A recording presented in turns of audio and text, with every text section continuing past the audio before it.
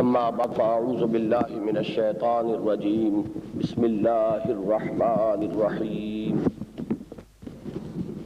سبح للہ ما فی السماوات وما فی الارض وهو العزیز الحکیم یا ایھا الذین آمنوا لم تقولون ما لا تفعلون کبر مقتا عند اللہ ان تقولوا ما لا تفعلون ان اللہ يحب الذین یقاتلون فی سبیلہ صفا کأنہم بنیان مرصوص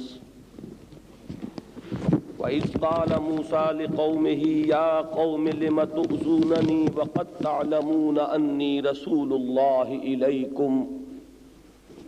فَلَمَّا زَاغُوا أَزَاغَ اللَّهُ قُلُوبَهُمْ وَاللَّهُ لَا يَهْدِي الْقَوْمَ الْفَاسِقِينَ وَإِذْ قَالَ عِيسَى ابْنُ مَرْيَمَ يَا بَنِي إِسْرَائِيلَ إِنِّي رَسُولُ اللَّهِ إِلَيْكُمْ مُصَدِّقًا لِمَا بَيْنَ يَدَيَّ مِنَ التَّوْرَاةِ وَمُبَشِّرًا بِرَسُولٍ يَأْتِي مِن بَعْدِي اسْمُهُ أَحْمَدُ فَلَمَّا جَاءَهُم بِالْبَيِّنَاتِ قَالُوا هَٰذَا سِحْرٌ مُّبِينٌ وَمَنْ أَظْلَمُ مِمَّنِ افْتَرَىٰ عَلَى اللَّهِ الْكَذِبَ وَهُوَ يُدْعَىٰ إِلَى الْإِسْلَامِ وَاللَّهُ لَا يَهْدِي الْقَوْمَ الظَّالِمِينَ يُرِيدُونَ لِيُطْفِئُوا نُورَ اللَّهِ بِأَفْوَاهِهِمْ وَاللَّهُ مُتِمُّ نُورِهِ وَلَوْ كَرِهَ الْكَافِرُونَ هو الذي أرسل رسوله بالهدى ودين الحق ليظهره على الدين كله ولو كره المشركون يا أيها الذين آمنوا هل أدلكم على تجارة تنجيكم من عذاب أليم تؤمنون بالله ورسوله وتجاهدون في سبيل الله بأموالكم وأنفسكم ذلكم خير لكم إن كنتم تعلمون يغفر لكم ذنوبكم ويدخلكم جنات تجري من تحتها الأنهار ومساكن طيبة في جنات عدن ذلك الفوز العظيم وأخرى تحبونها نصر من الله وفتح قريب وبشر المؤمنين يا أيها الذين آمنوا كونوا أنصار الله كما قال عيسى ابن مريم للحواريين من أنصاري إلى الله قال الحواريون نحن أنصار الله فآمنت طائفة من بني إسرائيل وكفرت طائفة فأيدنا الذين آمنوا على عدوهم فأصبحوا ظاهرين صدق الله العظيم رب اشرح لي صدري ويسر لي امري واحلل عقدة من لساني يفقهوا قولي اللهم ربنا الهمنا رشدنا واعذنا من شرور انفسنا اللهم نور قلوبنا بالإيمان واشرح صدورنا للإسلام اللهم وفقنا لما تحب وترضى اللهم وفقنا أن نجاهد في سبيلك بأموالنا وأنفسنا اللهم ارزقنا شهادة في سبيلك آمین یا رب العالمین۔ معزز حاضرین اور محترم خواتین، آپ کو معلوم ہے کہ آج اور کل 2 دنوں میں ہمیں اس سورہ مبارکہ کا مطالعہ کرنا ہے، جس کی ابھی میں نے تلاوت کی ہے اور آپ نے سماعت فرمائی ہے۔ اس سورہ مبارکہ کے درس کا ایک انداز تو یہ ہو سکتا تھا کہ ہم ابتدا سے سلسلے وار ایک ایک آیت پر غور کرتے اور ان آیات کا اپنی اپنی جگہ پر جو مفہوم ہے اسے بھی سمجھتے، اور ان کے باہمی ربط اور تعلق سے جو اضافی مفہوم اور جو اضافی معنی جو ہیں سامنے آتے ہیں ان پر بھی غور کرتے۔ لیکن ہمارا یہ درس جس نہج سے چل رہا ہے اس کے اعتبار سے مجھے یہ زیادہ مناسب نظر آ رہا ہے کہ اس سورہ مبارکہ کا جو مرکزی مضمون ہے ہم پہلے اسے سمجھ لیں، اور پھر اس کی آیات کا جو ربط اور تعلق اس مرکزی مضمون کے ساتھ ہے ایک ایک آیت کو سامنے رکھ کر اس ربط اور تعلق پر غور کر لیں۔ اس کی وجہ یہ ہے کہ سورہ حجرات جس کا کہ ہم نے پہلی نشست میں مطالعہ کیا تھا، اس کے آخر میں بھی آپ کو یاد ہوگا کہ ایک نہایت اہم مضمون وارد ہوا تھا کہ ایمان اور ہے، اسلام اور ہے۔ قالت الاعراب آمنا قل لم تؤمنوا ولکن قولوا اسلمنا۔ یہ بدو دعویٰ کر رہے ہیں کہ ہم ایمان لے آئے ہیں، اے نبی صلی اللہ علیہ وسلم ان سے فرما دیجئے کہ تم ایمان ہرگز نہیں لائے ہو، بلکہ یوں کہو کہ ہم اسلام لے آئے ہیں یا ہم نے اطاعت قبول کر لی۔ وَلَمَّا يَدْخُلِ الْإِيمَانُ فِي قُلُوبِكُمْ، اور ابھی ایمان تمہارے دلوں میں داخل نہیں ہوا۔ یہ آیت نمبر 14 ہے سورہ حجرات کی، اور اس میں نہایت اہم بات سامنے یہ آئی کہ اگرچہ ویسے عام طور پر لفظ ایمان اور لفظ اسلام اور اسی طرح مومن اور مسلم یہ الفاظ تقریباً مترادف اور ہم معنی الفاظ کے طور پر استعمال ہوتے ہیں، لیکن یہ کہ ایک باریک فرق ہے۔ اسلام کا تعلق اصلاً اس دنیا میں اسلام جو معاشرہ قائم کرتا ہے، جو ایک ریاست قائم کرتا ہے، اس معاشرے میں کسی کے شامل ہونے اور اس ریاست کے شہری ہونے کی بنیاد اسلام ہے۔ ایمان وہ یقین ہے کہ جو انسان کے دل میں ہوتا ہے، چونکہ یہ یقین نہ دیکھا جا سکتا ہے، نہ ویریفائی کیا جا سکتا ہے، لہذا اس دنیا کی حد تک سارا معاملہ انسان کے قول سے اور اس کے ظاہر سے ہے۔ یہی وجہ ہے کہ ارکان اسلام 5 بہت مشہور ہیں کہ جن میں پہلا رکن ہے کلمہ شہادت۔ انسان ٹیسٹیفائی کر رہا ہو، I testify that there is no God except Allah and that Muhammad sallallahu alayhi wasallam is his servant, a bondsman and his messenger۔ یہ ٹیسٹیمنی جو ہے یہ ہے اسلام کی بنیاد۔ اس کے ساتھ 4 عبادات، نماز، روزہ، حج اور زکوٰۃ کو شامل کیا گیا، اور یہ ارکان اسلام ہے۔ لیکن اب اس پس منظر میں خود بخود ایک بات سامنے آتی ہے کہ پھر ایمان کیا ہے، اور آیا ایمان کا بھی کوئی عملی پہلو ہے کہ جو اس یقین کے ساتھ شامل ہو تو ایمان کی تعریف مکمل ہو۔ یہ مضمون وہ ہے کہ جو اگلی آیت میں نہایت جامع الفاظ میں واضح کر دیا گیا، انما المؤمنون الذین آمنوا باللہ ورسولہ ثم لم یرتابوا وجاہدوا باموالہم وانفسہم فی سبیل اللہ اولئک ھم الصادقون۔ مومن تو صرف وہ ہیں، مومن کہلوانے کے حقدار بس وہ ہیں۔ ایمان کا دعویٰ کرنا ہے تو پھر یہ شرطیں پوری کرنی ہوں گی۔ وہ شرطیں کیا ہے؟ ایمان لائے اللہ پر اور اس کے رسول پر، پھر شک میں نہ پڑے، یعنی یہ ایک یقین کی کیفیت ہو اور وہ انسان کے قلب میں جاگزی ہو جائے، اس میں شکوک و شبہات کے کانٹے چبھے نہ رہ گئے، اور اس کا ظہور جو عمل میں ہوگا وَجَاهَدُوا بِأَمْوَالِهِمْ وَأَنفُسِهِمْ فِي سَبِيلِ اللَّهِ، اور وہ جہاد کریں اللہ کی راہ میں اور اس میں صرف کریں اپنے مال بھی اور اپنی جانیں بھی۔ اولئک ھم الصادقون، سچے صرف یہ ہیں، اور سچے سے مراد ہے دعوی ایمان میں سچے۔ یہ آیت جو ہے ایمان کی ایک جامع و معنی تعریف کے اعتبار سے قرآن مجید کی اگر اہم ترین نہیں تو یقیناً اہم ترین آیات میں سے ایک ہے۔ اب اس کے بعد جو ہم نے سورہ حج کے آخری رکوع کا مطالعہ کیا، اس میں یہ مضمون جو ہے ذرا آگے بڑھا۔ جہاد کی جو ابتدائی 2 منزلیں ہیں وہ ہمارے کل کے درس میں سورہ حج کی جو 2 آخری آیات ہیں ان میں ہمارے سامنے آ گئی۔ پہلی منزل جو کل ہم نے پہلی آیت پڑھی تھی اس میں جو جامع ترین اصطلاح آئی تھی، اگرچہ 4 فعل امر اس میں آئے، یا ایھا الذین آمنوا ارکعوا واسجدوا واعبدوا ربکم وافعلوا الخیر لعلکم تفلحون. لیکن اس میں جو جامع ترین اور زیادہ جو اہم اصطلاح ہے وہ عبادت ہے. اللہ کا بندہ بن جانا، اللہ کی اطاعت کلی، ہمہ تن ہمہ وجوہ ہمہ وقت، پوری زندگی میں اس کی فرما برداری،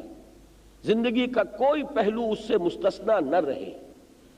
اور یہ اطاعت، ہمہ تن اطاعت، یہ اللہ کی محبت کے جذبے پر مبنی ہو. اس میں اگر کوئی مجبوری کا اور مارے باندھے کا تصور ہے تو گویا کہ ایمان میں کمی ہے. یہ انسان، بلکہ قرآن مجید کا جب ہم مطالعہ کرتے ہیں تو معلوم ہوتا ہے کہ یہ بات پھر منافقین کے قریب لے جانے والی ہے کہ ان کی شکل یہ بیان کی گئی ہے کہ وہ نماز کی طرف متوجہ ہوتے بھی ہیں تو وہ کسالہ وہم کسالہ، بڑے کسل مند ہیں، طبیعت آمادہ نہیں ہے، لیکن کیا کریں، مارے باندھے کو نماز پڑھنی پڑ رہی ہے. اس لیے کہ اس دور میں بہرحال کسی شخص کا مسلمان قرار دیا جانا بھی ممکن نہیں تھا اگر وہ کم سے کم فرض نماز ادا نہ کرتا ہو. لہذا جو لوگ اپنے آپ کو مسلمان شمار کروانا چاہتے تھے نماز تو پڑھتے تھے، لیکن یہ کہ ان کی اپنی طبیعت کی آمادگی اس میں شامل نہ تھی. تو در حقیقت یہی چیز ہے کہ جہاں نفاق کی سرحدیں شروع ہو جاتی ہیں. اور اصل ایمان وہ ہے کہ جب کہ انسان اطاعت اور بندگی اور فرما برداری اور اللہ کے احکام پر چلنے کا جو عمل ہے وہ اللہ کی محبت کے جذبے سے سرشار ہو کر رہا ہو. جیسے کہ میں نے کل عرض کیا، حافظ ابن قیم رحمۃ اللہ علیہ نے جو اس کی وضاحت فرمائی کہ العبادت تجمع اصلین غایت الحب مع غایت الذل والخضوع، کہ یہ عبادت رب جو ہے یہ دو چیزوں کے جمع ہونے سے مکمل ہوتی ہے. ایک انتہا درجے میں اللہ کی محبت اور دوسرے انتہا درجے میں اس کے سامنے بچھ جانا، اظہار عجز و تذلل، اپنی نفی، اپنی پسند کی نفی، اپنے اختیار کی نفی، اپنی مرضی کی نفی. اے رب، جو تجھے پسند ہے وہی مجھے پسند ہے، جو تیرا حکم ہے وہی میرا عمل ہے، میری مرضی کوئی نہیں، میری پسند کوئی نہیں، بلکہ جو تیری پسند ہے وہی میری پسند ہے. جب تک اس درجے میں انسان اپنی نفی نہ کر دے گا اور بالکل جیسا کہ میں نے کل بار بار لفظ استعمال کیا، اپنے آپ کو بچھا نہ دے گا اپنے رب کے سامنے، تو اس وقت تک عبادت کا وہ اصل تقاضا پورا نہیں ہوتا.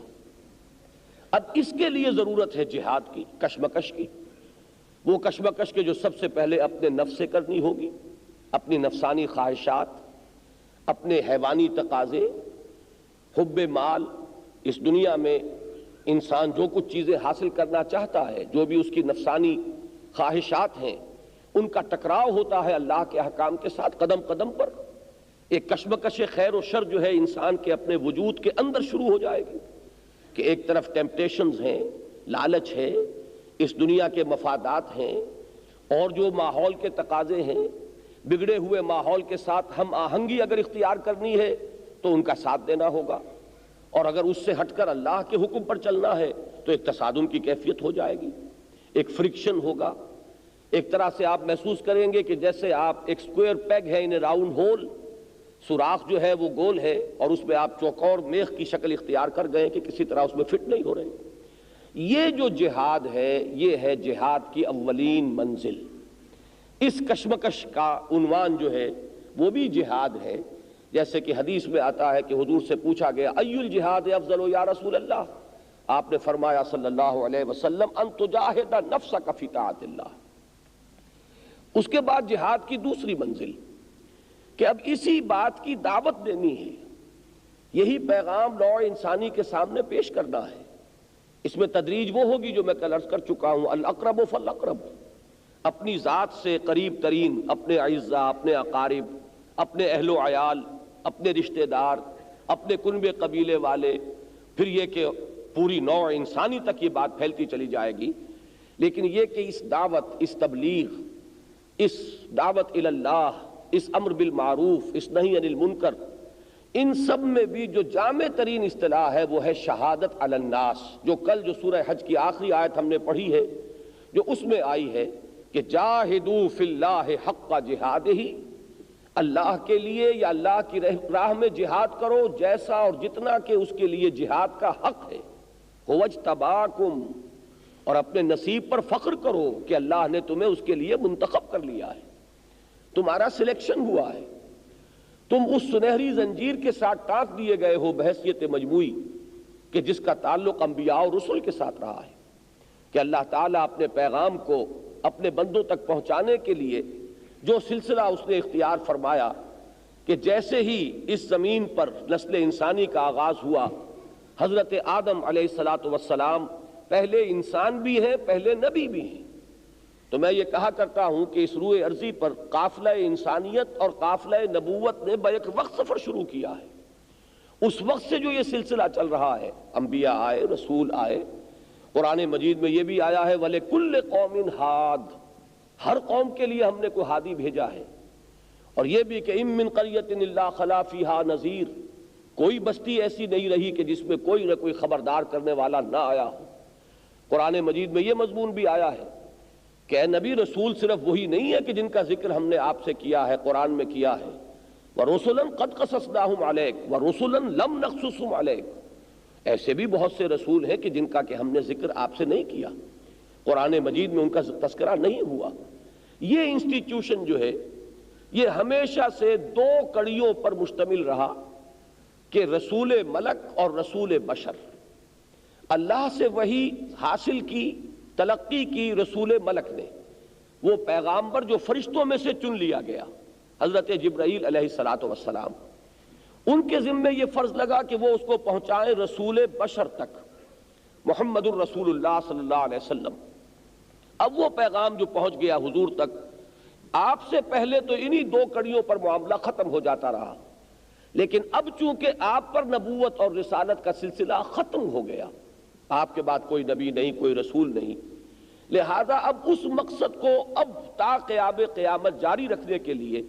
اللہ تعالیٰ نے امت محمد کو علی صاحب الصلاۃ والسلام ایک تیسری کڑی کی حیثیت سے اس سنہری زنجیر کے ساتھ ٹانک دیا ہے کہ اب تمہیں یہ کام کرنا ہے۔ ہدایت کامل ہو گئی قرآن مجید میں،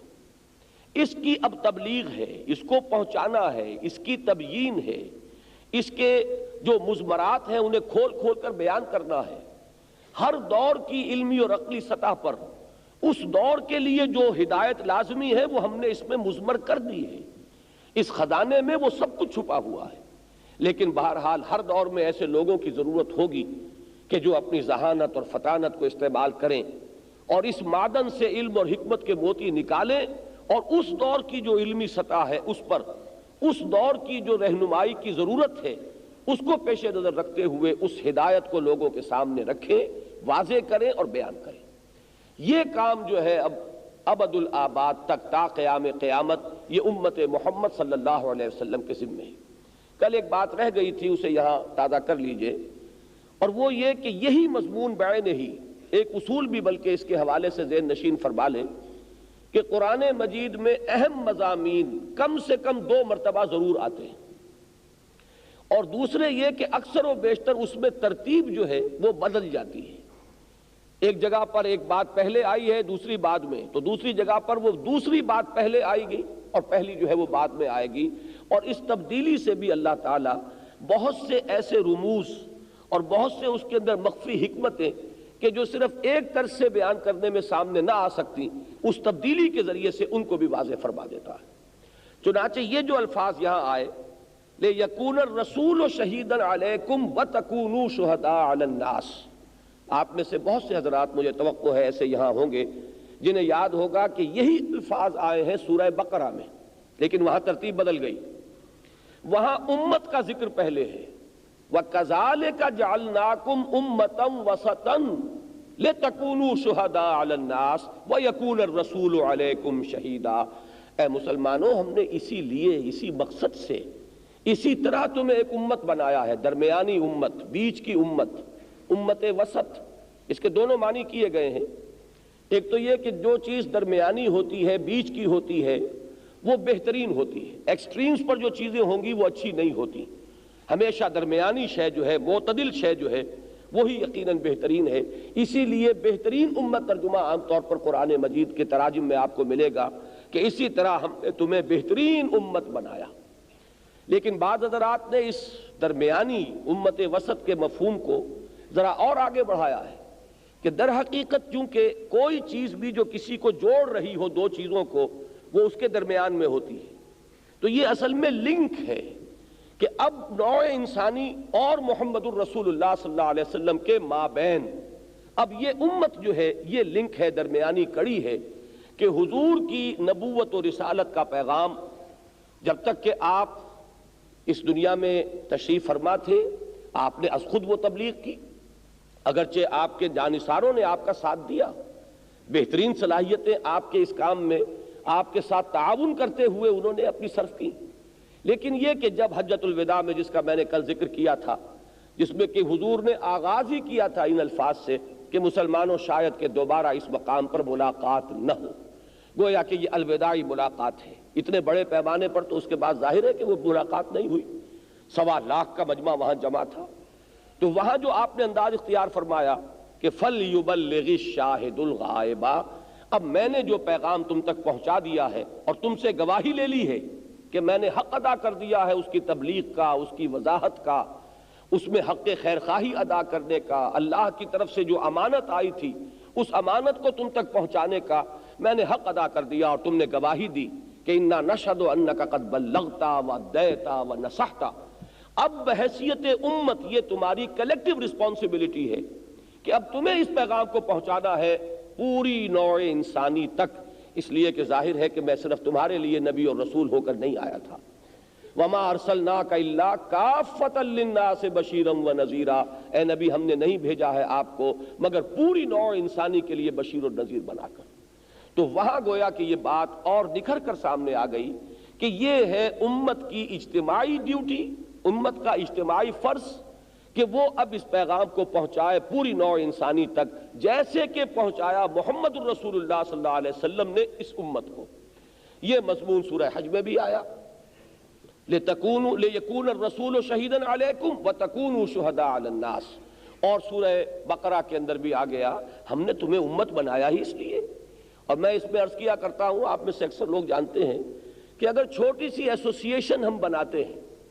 بلکہ یہ کہ کوئی کاروبار کرنے کے لیے لمیٹڈ فرم آپ بناتے ہیں، تو اس میں بھی آپ کو معلوم ہے کہ پہلے آپ اس کے اغراض و مقاصد معین کرتے ہیں، کیا اغراض ہیں، کس لیے ہم یہ انجمن بنا رہے ہیں، ایسوسییشن بنا رہے ہیں، اس کے لیے میمورینڈم اور آرٹیکلز آف ایسوسییشن یہ سارے کے سارے آپ بناتے ہیں، مرتب کرتے ہیں۔ تو اسی پر ذرا قیاس کیجئے کہ اتنی بڑی امت کیا یہ بغیر کسی مقصد کے ہے؟ اس کی تاسیس کس لیے ہوئی؟ اس کا آخر مقصد کیا ہے؟ وہ ہے جو اس آیہ مبارکہ میں بیان کر دیا گیا، جس میں یہی الفاظ آئے وَكَذَلِكَ جَعَلْنَاكُمْ أُمَّةً وَسَطًا لِتَكُونُوا شُهَدَاءَ عَلَى النَّاسِ وَيَكُونَ الرَّسُولُ عَلَيْكُمْ شَهِيدًا۔ ایک بات اور جو رہ گئی تھی کل کے درس میں، وہ یہ کہ یہی وہ مقام ہے کہ جہاں آن جہانی غلام احمد قادیانی نے ایک بہت بڑی ٹھوکر کھائی۔ اس کا جو استدلال تھا جس سے کہ اس نے وحی کے جاری رہنے کا ایک تصور پیش کیا، اور جب وحی کا سلسلہ جاری ہے تو گویا کہ نبوت کا دروازہ کھل گیا۔ اس میں اگرچہ الفاظ بڑے پیچیدہ قسم کے استعمال کیے ہیں، لیکن یہ کہ وحی کا اجرا جو ہے اس کا بالکل وضاحت کے ساتھ دعویٰ کیا کہ وحی کا سلسلہ بند نہیں ہوا، جاری ہے۔ اس میں جو عقلی دلیل اس شخص نے استعمال کی تھی وہ ذرا میں چاہتا ہوں کہ آپ سمجھ لیں، وہ بڑی وزنی دلیل تھی، اور اس وزنی دلیل ہی کا نتیجہ یہ نکلا تھا کہ کتنے ہی پڑھے لکھے لوگ جو ہیں آخر وہ ان سے متاثر ہوئے اور اس شخص کے حلقے میں اس طریقے سے آئے اور اتنے عقیدت مند بنے کہ پھر جو دعویٰ بھی اس نے کیا وہ انہوں نے قبول کر لیا۔ وہ عقلی دلیل یہ تھی کہ نبوت اور رسالت یہ اللہ کی کوئی ہابی تو نہیں تھی، کوئی اس کا مقصد تھا، کوئی غرض تھی، کوئی غایت تھی جس کے لیے اللہ تعالیٰ نبی بھیجتا رہا، رسول بھیجتا رہا، وحی بھیجتا رہا، اور وہ ہے خلق خدا کی ہدایت۔ خلق خدا ابھی ختم نہیں ہوئی، ضلالت کے سلسلے بند نہیں ہوئے، بلکہ نت نئی ضلالتیں، نت نئی گمراہیاں جو ہے وجود میں آ رہی ہیں، تو ہدایت کا سلسلہ کیسے بند ہو سکتا ہے؟ یہ دلیل جو ہے عقلی اعتبار سے آپ غور کیجئے کہ بڑی کنونسنگ دلیل ہے، بڑی سمجھ میں آتی ہے، دل کو لگتی ہے کہ واقعتاً آخر نبوت جو ہے بغیر کسی مقصد کے تو نہیں تھی، رسالت کا سلسلہ بغیر کسی مقصد کے تو نہیں تھا، یہ کوئی معاذ اللہ ثم معاذ اللہ اللہ کا شغل اور مشغلہ یا کوئی ہابی تو نہیں تھی، جب جی میں آیا اس کو جاری رکھا، جب جی میں آیا اس کو بند کر دیا، بلکہ یہ کہ اس کا ایک مقصد تھا، لوگوں کی ہدایت اور رہنمائی۔ ایک طرف شیطان ہے اور اس کی ذریت مانوی و صلبی ہے، وہ لوگوں کو گمراہ کرنے کے اوپر کمر کسے ہوئے ہیں، دوسری طرف اللہ تعالیٰ کی طرف سے یہ سلسلہ رشد و ہدایت تھا تاکہ انسانوں کو اگر بدی کی طرف بلانے والے ہیں تو اس ہدایت کے راستے کی طرف بھی بلانے والے رہیں۔ تو یہ سلسلہ بند کیسے ہو سکتا ہے، یہ دلیل تھی۔ اصل میں جو یہاں ٹھوکر کھائی ہے اس شخص نے وہ یہ کہ اس پر غور نہیں کیا کہ وہ ہدایت کامل ہو گئی محمد الرسول اللہ صلی اللہ علیہ وسلم پر۔ قرآن مجید الہدا، جیسا کہ آج کی ہمارا جو درس ہے اس کی مرکزی آیت میں آئے گا، هو الذی ارسل رسولہ بالہدا، یہ الہدا ہے، اس میں ہدایت خدابندی کامل ہوئی۔ اب صرف اس کی تبلیغ کا کام باقی ہے، اب صرف پہنچانا باقی ہے، اور اس پہنچانے کا کام اللہ تعالیٰ نے امت محمد کے ذمے بحیثیت مجموعی لگا دیا ہے۔ اب اس وحی کی کھڑکی کے کھلے رہنے کا کوئی جواز نہیں ہے۔ یا تو یہ مانا جائے کہ ہدایت قرآن مجید میں کامل نہیں ہوئی، لیکن اگر کوئی تسلیم کرے کہ نہیں، الیوم اکملت لکم دینکم واتممت علیکم نعمتی ورضیت لکم الاسلام دینا، آج کے دن میں نے تمہارے لیے اپنی نعمت کا اتمام کر دیا، تم پر اپنے دین کی تکمیل کر دی، یہ قرآن مجید کی نص سری ہے۔ اگر اس ہدایت کی اور دین کی تکمیل ہو چکی تو اب صرف باقی جو حصہ رہ گیا ہے وہ اس کی تبلیغ ہے، اس کو پہنچانا ہے، اور یہ تبلیغ اور پہنچانا یہ ہے وہ اجتماعی ذمہ داری کہ جو اب قیامت تک امت مسلمہ کے حوالے کر دی گئی۔ اب کوئی شخص نبی نہیں ہوگا، کوئی شخص رسول نہیں ہوگا،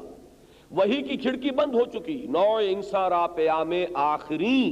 حاملے او رحمت للعالمین، وہ انسٹیٹیوشن آف پروفٹ ہوڈ جو ہے وہ اپنے کلائمیکس کو پہنچ گیا ہے محمد الرسول اللہ صلی اللہ علیہ وسلم کی ذات مبارکہ میں۔ ہدایت خداوندی کامل ہو گئی ہے قرآن مجید میں،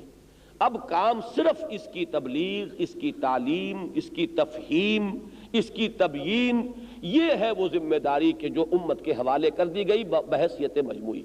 یہ جو دو آیات ہیں یہ در حقیقت توڑ ہے ان کے اس سارے فلسفے کا کہ بنیاد غلط نہیں تھی، لیکن اس پر جو نتیجہ انہوں نے اخذ کیا ہے وہ غلط ہے۔ اصل میں نتیجہ یہ ہے جو ان دو آیات میں ہمارے سامنے آیا، وَجَاهِدُوا فِي اللَّهِ حَقَّ جِهَادِهِ هُوَ اجْتَبَاكُمْ لِيَكُونَ الرَّسُولُ شَهِيدًا عَلَيْكُمْ وَتَكُونُوا شُهَدَاءَ عَلَى النَّاسِ۔ اور جیسا کہ میں نے عرض کیا یہی مضمون اپنے تکمیل کو پہنچا سورہ بقرہ میں، وَكَذَلِكَ جَعَلْنَاكُمْ أُمَّةً وَسَطًا لِتَكُونُوا شُهَدَاءَ عَلَى النَّاسِ وَيَكُونَ الرَّسُولُ عَلَيْكُمْ شَهِيدًا۔ اب آپ اس میں تیسری بات سمجھیے، یہ ہے جہاد کی بلند ترین اور آخری منزل۔ اسی لیے ایک لفظ جو آج آپ کو اوراق ملے ہیں یہ مطبوعہ، ان میں ذرا نوٹ کیجئے گا، لفظ ثقیل ہے اس لیے اس کی میں وضاحت کر دیتا ہوں۔ جہاد فی سبیل اللہ کی غایت قصویٰ اور منتہائے مقصود، یہ غایت قصویٰ جو ہے، اقصیٰ کہتے ہیں دور کی شے کو، مسجد اقصیٰ، هو الذی سبحان الذی اسریٰ بعبدہ لیلا من المسجد الحرام الی المسجد الاقصیٰ، تو چونکہ مکے سے مدینے سے یہ مسجد جو ہے یہ بہت فاصلے پر تھی، وہ مسجد اقصیٰ شمار ہوئی، تو اس سے اس کا مؤنث بنتا ہے قصویٰ، جیسے اکبر سے کبریٰ، اصغر سے صغریٰ، اسی طریقے سے اقصیٰ سے قصویٰ۔ غایت قصویٰ یعنی آخری منزل، یہ جہاد کہاں تک جانا ہے، کہاں تک پہنچ کر اس کا سلسلہ ختم ہوگا، اسی کی وضاحت ہے منتہائے مقصود، کہ اس جہاد فی سبیل آخری منزل کون سی ہے، اس کو سمجھیے۔ تو اس کے لیے اگرچہ قرآن مجید میں اصطلاحات متعدد وارد ہوئی ہیں، ان میں سے ایک اصطلاح جو یہاں آ رہی ہے سورہ صف میں وہ ہے غلبہ دین، اظہار دین الحق علی الدین کلہ، اور اس کو یہاں بیان کیا گیا ہے کہ یہ ہے غایت بعثت محمدی کی صلی اللہ علیہ وسلم۔ وہی ہے اللہ جس نے بھیجا اپنے رسول کو صلی اللہ علیہ وسلم الہدا اور دین حق دے کر، تاکہ غالب کریں اسے کل کے کل دین پر۔ تو غلبہ دین جو ہے وہ جہاد فی سبیل اللہ کی غایت قصویٰ یا آخری منزل مقصود ہے۔ اس کا جو پہلی دو منزلیں ہیں ان کے ساتھ جو ربط ہے اسے سمجھ لیجئے۔ دیکھیے، جب ہم یہ کہتے ہیں کہ عبادت کا بھی تقاضا بتمام و کمال اس وقت پورا ہوتا ہے جبکہ انسان پوری زندگی میں اللہ کا بندہ بن جائے۔ اب یہاں غور کریں کہ انسان اگر تو ہوتا علیحدہ علیحدہ ایک ایک شخص کہیں رہ رہا ہوتا، وہ کسی معاشرے کا فرد نہ ہوتا، کسی ریاست کا شہری نہ ہوتا، کسی حکومت میں نہ رہ رہا ہوتا، تو پھر تو اس کے لیے ممکن تھا کہ وہ اپنی انفرادی شخصیت کے اندر پورے طریقے سے اللہ کا بندہ بن جائے، بغیر اس کے کہ ماحول بھی اس کے مطابق تبدیل ہو۔ لیکن یہاں تو حال یہ ہے کہ ہم تو طرح طرح کے رشتوں میں جکڑے ہوئے ہیں، ہم ایک معاشرے میں رہ رہے ہیں، اور اس کے کتنے ہی بندھن ہیں کہ جن میں ہم بندھے ہوئے ہیں۔ ایک ریاست ہے، ایک حکومت ہے، اس کا ایک قانون ہے، اور ہر فرد ہر وقت اس قانون کو بدل نہیں سکتا۔ ایک شخص طے کرتا ہے کہ میں تو اللہ ہی کے حکم پر چلوں گا، لیکن فرض کیجئے کہ اس کا اپنا بیٹا چوری کرتا ہے، اگر وہ اپنے بیٹے کا ہاتھ کاٹ دے گا یہ سمجھ کر کہ میں نے اللہ کے حکم پر عمل کیا ہے، تو یہ بالکل ایک غلط بات ہو جائے گی، اس لیے کہ یہ حکم وہ ہے کہ جس پر کوئی شخص انڈیویجولی عمل پیرا نہیں ہو سکتا جب تک کہ اس کے لیے ایک نظام قائم نہ کر دیا جائے کہ جس میں وہ قانون نافذ ہو۔ یہ انڈیویجولی کرنے کا کام نہیں ہے۔ اسی طریقے سے کوئی شخص اگر اس معاشرے کے اندر یہ کمر کس لے کہ فلاں شخص نے جو ہے وہ زنا کیا ہے اور شادی شدہ ہے، میں اسے رجم کر دوں گا، تو یہ کام غلط ہو جائے گا۔ اس اگرچہ اللہ کا حکم ہے لیکن آپ اس پر عمل پیرا نہیں ہو سکتے، اس لیے کہ یہ وہ احکام ہیں کہ جن پر عمل کیا جا سکے گا اسی وقت جبکہ ایک نظام بالفعل اس اصول پر قائم ہو جائے کہ یہاں اللہ ہی کا حکم چلے گا، اللہ ہی کی شریعت نافذ ہوگی، اللہ ہی کے احکام جو ہیں ان کے مطابق زندگی کے تمام معاملات طے ہوں گے، حدود اللہ نافذ کی جائیں گی۔ تعزیرات میں بھی ہم دیکھیں گے کہ جو بھی ہمارا جو قانون اسلامی ہے جو مرتب ہوا ہے اس کے قریب ترین اس نظام کو لے کر آئیں۔ جب تک کہ اجتماعی سطح پر یہ فیصلہ نافذ نہ ہو جائے انڈیویجولی ان چیزوں پر عمل کرنا ممکن نہیں۔ لہذا ایک فرد کے لیے بھی ہمتن اللہ کا بندہ بن جانا ممکن نہیں ہوگا جب تک کہ اس پورے نظام کے اوپر اللہ کے دین کو غالب نہ کر دیا جائے۔ گویا کہ محض عبادت رب کا تقاضا بھی بتمام و کمال پورا نہیں ہو سکتا جب تک کہ انسان اس نظام کو برپا نہ کر دے اور قائم نہ کر دے کہ جس میں اصل اصول یہ ہو کہ یہاں حاکمیت اللہ کی ہے اور قانون اسی کا چلے گا، اسی کے حکم کے مطابق تمام معاملات طے کیے جائیں گے۔ جیسا کہ ہم سورہ حجرات میں پڑھا ہے، میں نے عرض کیا تھا کہ وہ پہلی آیت جو ہے اس میں پورا دستور موجود ہے کہ لا تقدموا بین یدی اللہ ورسولہ، اور اس کا مکمل تقاضا ہماری اس دفعہ کے اندر موجود ہے جو ہر دستوری ڈھانچہ جو ہمارا بنا ہے، جو خاکہ بھی یہاں تجویز ہوا ہے اس میں وہ موجود رہی ہے، اگرچہ وہ آپریٹو نہیں ہوئی، 100% آپریٹو وہ آج تک نہیں ہے، اور جب تک وہ 100% آپریٹو نہیں ہوتی اسلامی نظام قائم نہیں ہوا۔ وہ تو جز کا معاملہ ہے، جب تک کہ کل کا کل دین اللہ کے لیے نہ ہو جائے۔ وَقَاتِلُوهُمْ حَتَّى لَا تَكُونَ فِتْنَةٌ وَيَكُونَ الدِّينُ كُلُّهُ لِلَّهِ، اس وقت تک وہ منزل نہیں آئی۔ وہ پھر مجھے شعر یاد آ گیا کہ چلے چلو کہ وہ منزل ابھی نہیں آئی۔ یہ بات اپنے ذہن میں رکھیے کہ جب تک وہ شکل نہیں ہوتی یہ جہاد فی سبیل اللہ جو ہے اس کا سلسلہ جاری رہے گا جب تک کہ یہ پورا اجتماعی نظام جو ہے وہ اللہ کے دین کے تابع نہ ہو جائے۔ اسی طریقے سے اگلی منزل پر غور کیجئے، جب شہادت علی الناس کا مقصود ہے لوگوں پر حجت قائم کر دینا، تو لوگوں پر حجت قائم کرنے کے بھی دو درجے ہیں۔ یہ وہ بات تھی جو میں نے کل کہا تھا کہ وہ آخری چوتھی سیڑھی کو بھی یہ دو حصوں میں میں تقسیم کروں گا، لیکن کل وقت نہیں رہا تھا، وہ آج سمجھ لیجئے۔ وہ یہ ہے کہ ایک ہے کوئی بات صرف زبانی پہنچا دی جائے، علمی انداز میں سمجھا دی جائے، اور ایک یہ ہے کہ اس کی کوئی پریکٹیکل ڈیمونسٹریشن کر کے دکھا دی جائے۔ ان دونوں میں زمین آسمان کا فرق ہے۔ جو لوگ سائنس کے طالب علم رہے ہیں انہیں تجربہ ہے اس کا کہ ایک چیز انہوں نے کتاب میں پڑھی، لیکچر انہوں نے سن لیا، استاد نے انہیں بتا دیا، اور اس کا یقیناً کچھ نہ کچھ ایک نقشہ ذہن میں بن جاتا ہے، ایک بات بنیادی طور پر سمجھ میں آ جاتی ہے۔ لیکن جب وہی چیزیں وہ اپنی لیبارٹری میں خود کر کے دیکھ لیتے ہیں کہ واقعتاً پانی کو ہم نے ہائیڈرولائز کیا اور اس کا جو الیکٹرولیسس ہوا تو واقعتاً اس میں وہی ہائیڈروجن اور آکسیجن برآمد ہو گئی، تو اب جو یقین قائم ہوگا یہ یقین محض پڑھ لینے سے نہیں ہوتا۔ اسی درجے میں اتمام حجت جو ہے اس کا لازمی تقاضا یہ رہا ہے ہمیشہ کہ نبی جب بھی آئے جو بات انہوں نے کہی وہ کر کے دکھائی۔ یہی وجہ ہے کہ قرآن کہتا ہے کہ ہم نے فرشتے نہیں رسول بنا کر بھیجے، ورنہ ہم فرشتے بھی بھیج سکتے تھے، بلکہ سورہ بنی اسرائیل میں یہ آیت ہے کہ اگر زمین میں فرشتے آباد ہوتے تو ہم فرشتوں ہی کو رسول بنا کر بھیجتے۔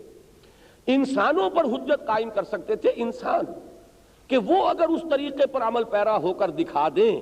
تو گویا کہ اب حجت قائم ہوئی کہ جو بات یہ کہہ رہے ہیں یہ امپریکٹیکیبل نہیں ہے، یہ صرف نظری بات نہیں ہے، یہ یوٹوپیا نہیں ہے، بلکہ یہ ایک قابل عمل پروگرام ہے کہ جو انہوں نے ہمیں دیا ہے۔ یہی وجہ ہے کہ وہ سب سے پہلے اپنی سیرتوں کو دلیل کے طور پر پیش کرتے تھے۔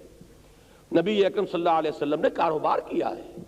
آپ کسی خانقاہ میں آپ نے اپنی جوانی بسر نہیں کی ہے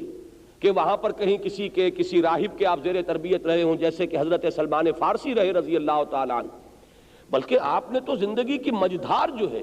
اس میں کاروبار کیا، اور وقت کی اعلیٰ ترین سطح پر کاروبار کیا۔ یوں تو کہنے کو ایک چھابڑی فروش بھی کچھ نہ کوئی کاروبار ہی کر رہا ہے، کوئی کھوکھا لگا کر بیٹھ گیا ہے تو اسے بھی آپ کہہ سکتے ہیں کہ ایک کاروبار ہے، لیکن یہ کہ ایکسپورٹ امپورٹ کا کاروبار جو ہے یہ ہمیشہ ہر دور میں کاروبار میں سب سے اونچی سطح کا کاروبار شمار ہوا ہے، اور یہی کام تھا جو محمد الرسول اللہ صلی اللہ علیہ وسلم کر رہے تھے۔ اور اس میں آپ نے اپنی دیانت اور اپنی امانت اور اپنی صداقت کا لوہا منوایا ہے۔ پھر آپ نے جو بھی تعلیم دی ہے اس کا ایک نمونہ قرآن مجید میں آتا ہے وَأَنَا أَوَّلُ الْمُسْلِمِينَ، اگر میں تمہیں اسلام کی دعوت دے رہا ہوں تو سب سے پہلا مسلمان میں خود ہوں۔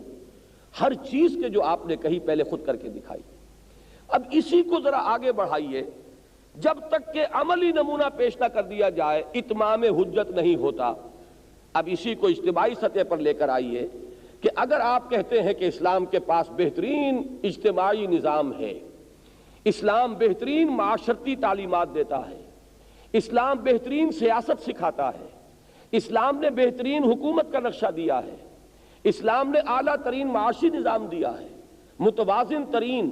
اور انتہائی منصفانہ اور معتدل نظام دیا ہے، لیکن یہ کہ یہ ساری باتیں اگر آپ صرف عقلی طور پر سمجھاتے رہیں، صرف اس کو اپنے مقالات اور اپنے تھیسس اور اپنی کتابوں کے اندر بیان کرتے رہیں، یا یہ کہ اپنے مواعظ میں اور اپنی تقاریر میں اور اپنے دروس میں بیان کرتے رہیں، تو یہ حجت نہیں بنے گی جب تک کہ آپ اس نظام کو بالفعل قائم کر کے دنیا کے سامنے ایک نمونہ نہ دکھا دیں کہ یہ ہے وہ شے۔ میں مثال دیا کرتا ہوں کہ آپ کے علم میں ہوگا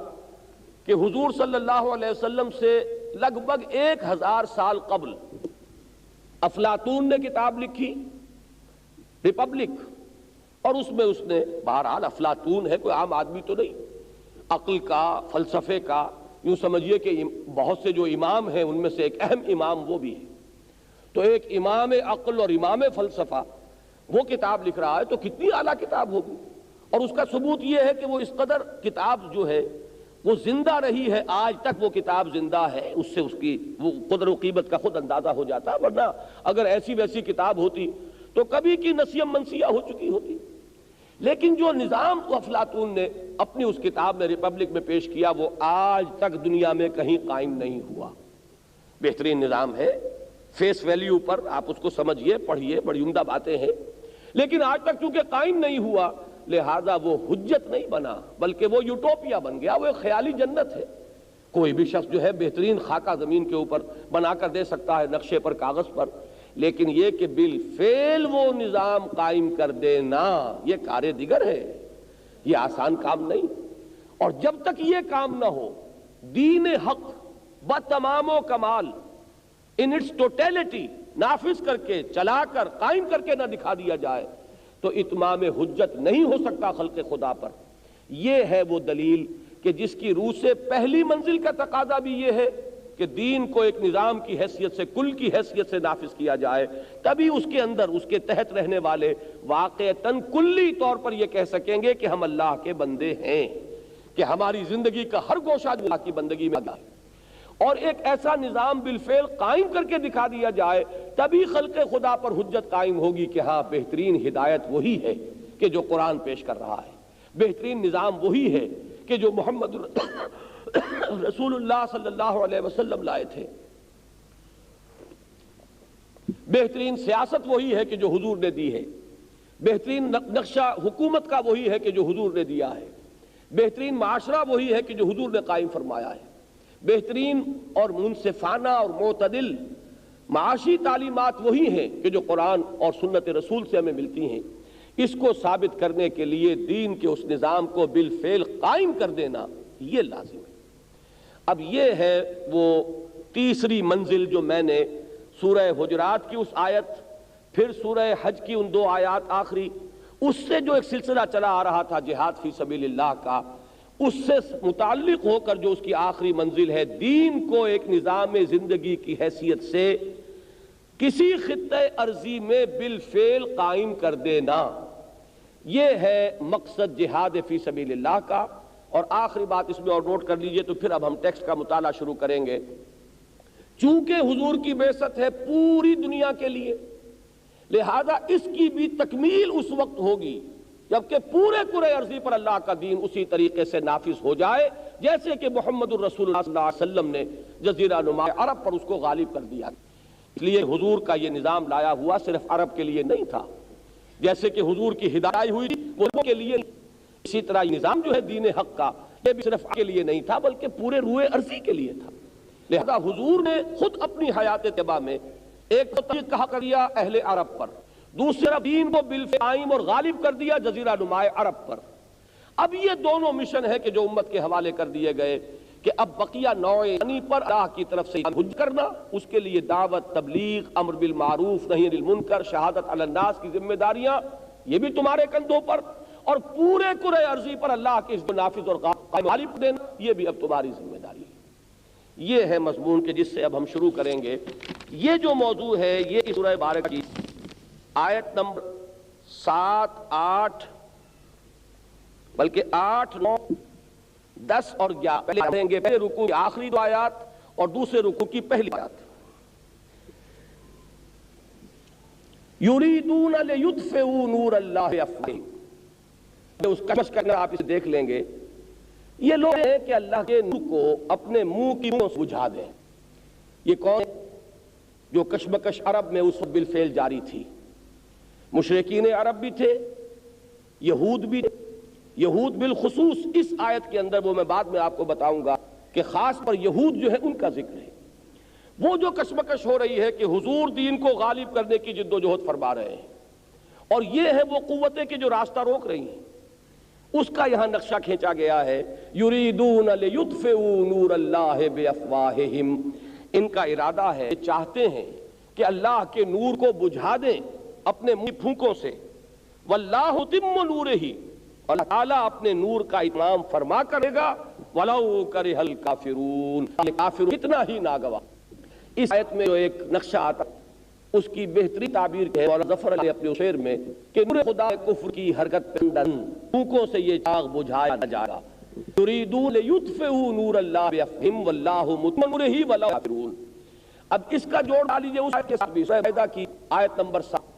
اليوم اکملت لکم دینکم واتممت علیکم نعمتی ورضیت لکم الاسلام دینا۔ وہ آیت نازل ہو رہی ہے سن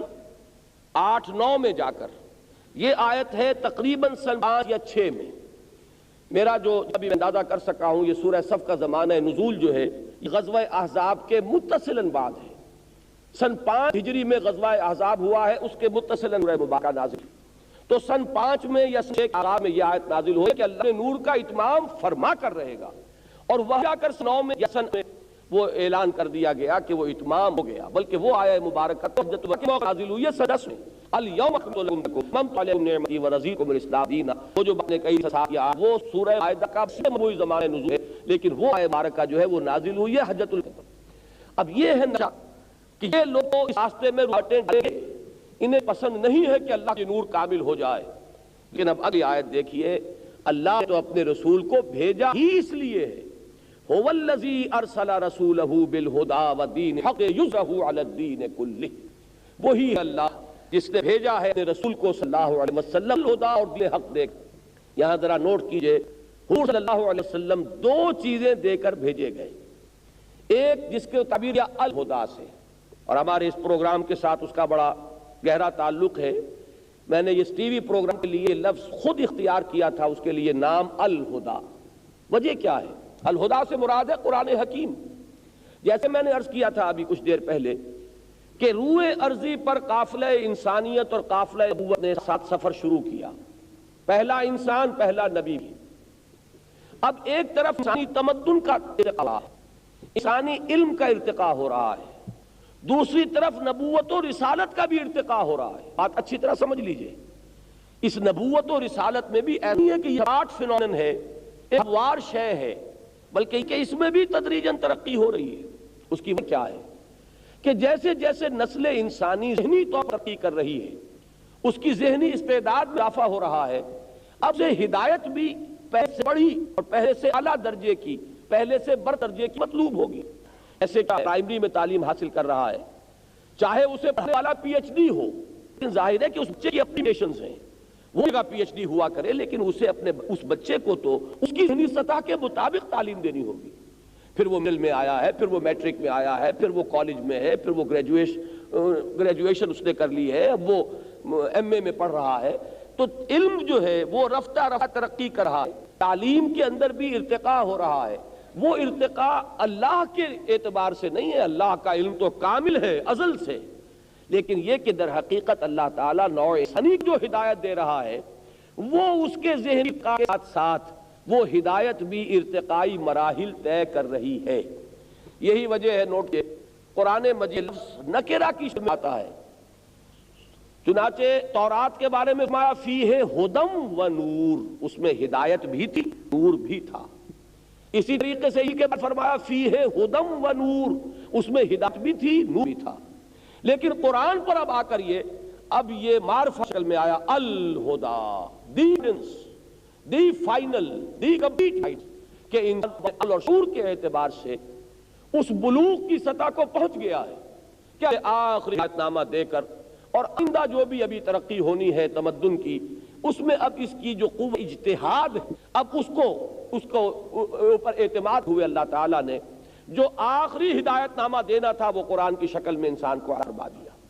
تو یہ جو ہے ہدایت میں ارتقاء، یہ اپنے عروج کو پہنچ گئی ہدایت الہدی شکل میں قرآن حکیم کی شکل میں، الذی ارسل رسولہ بالہدی۔ دوسری چیز اور دی ہے ودین الحق، اور دین حق، یہی اصل میں وہ نور ہے، وَلَا هُ مُتِمُّ نُورِهِ وَلَوْ كَرِهَ الْكَافِرُونَ،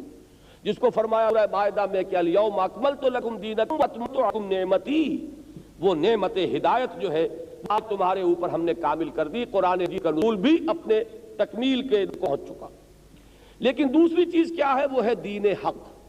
سچا دین، حق دین۔ یہ اگرچہ یہاں مرکب اضافی کی شکل میں ہے،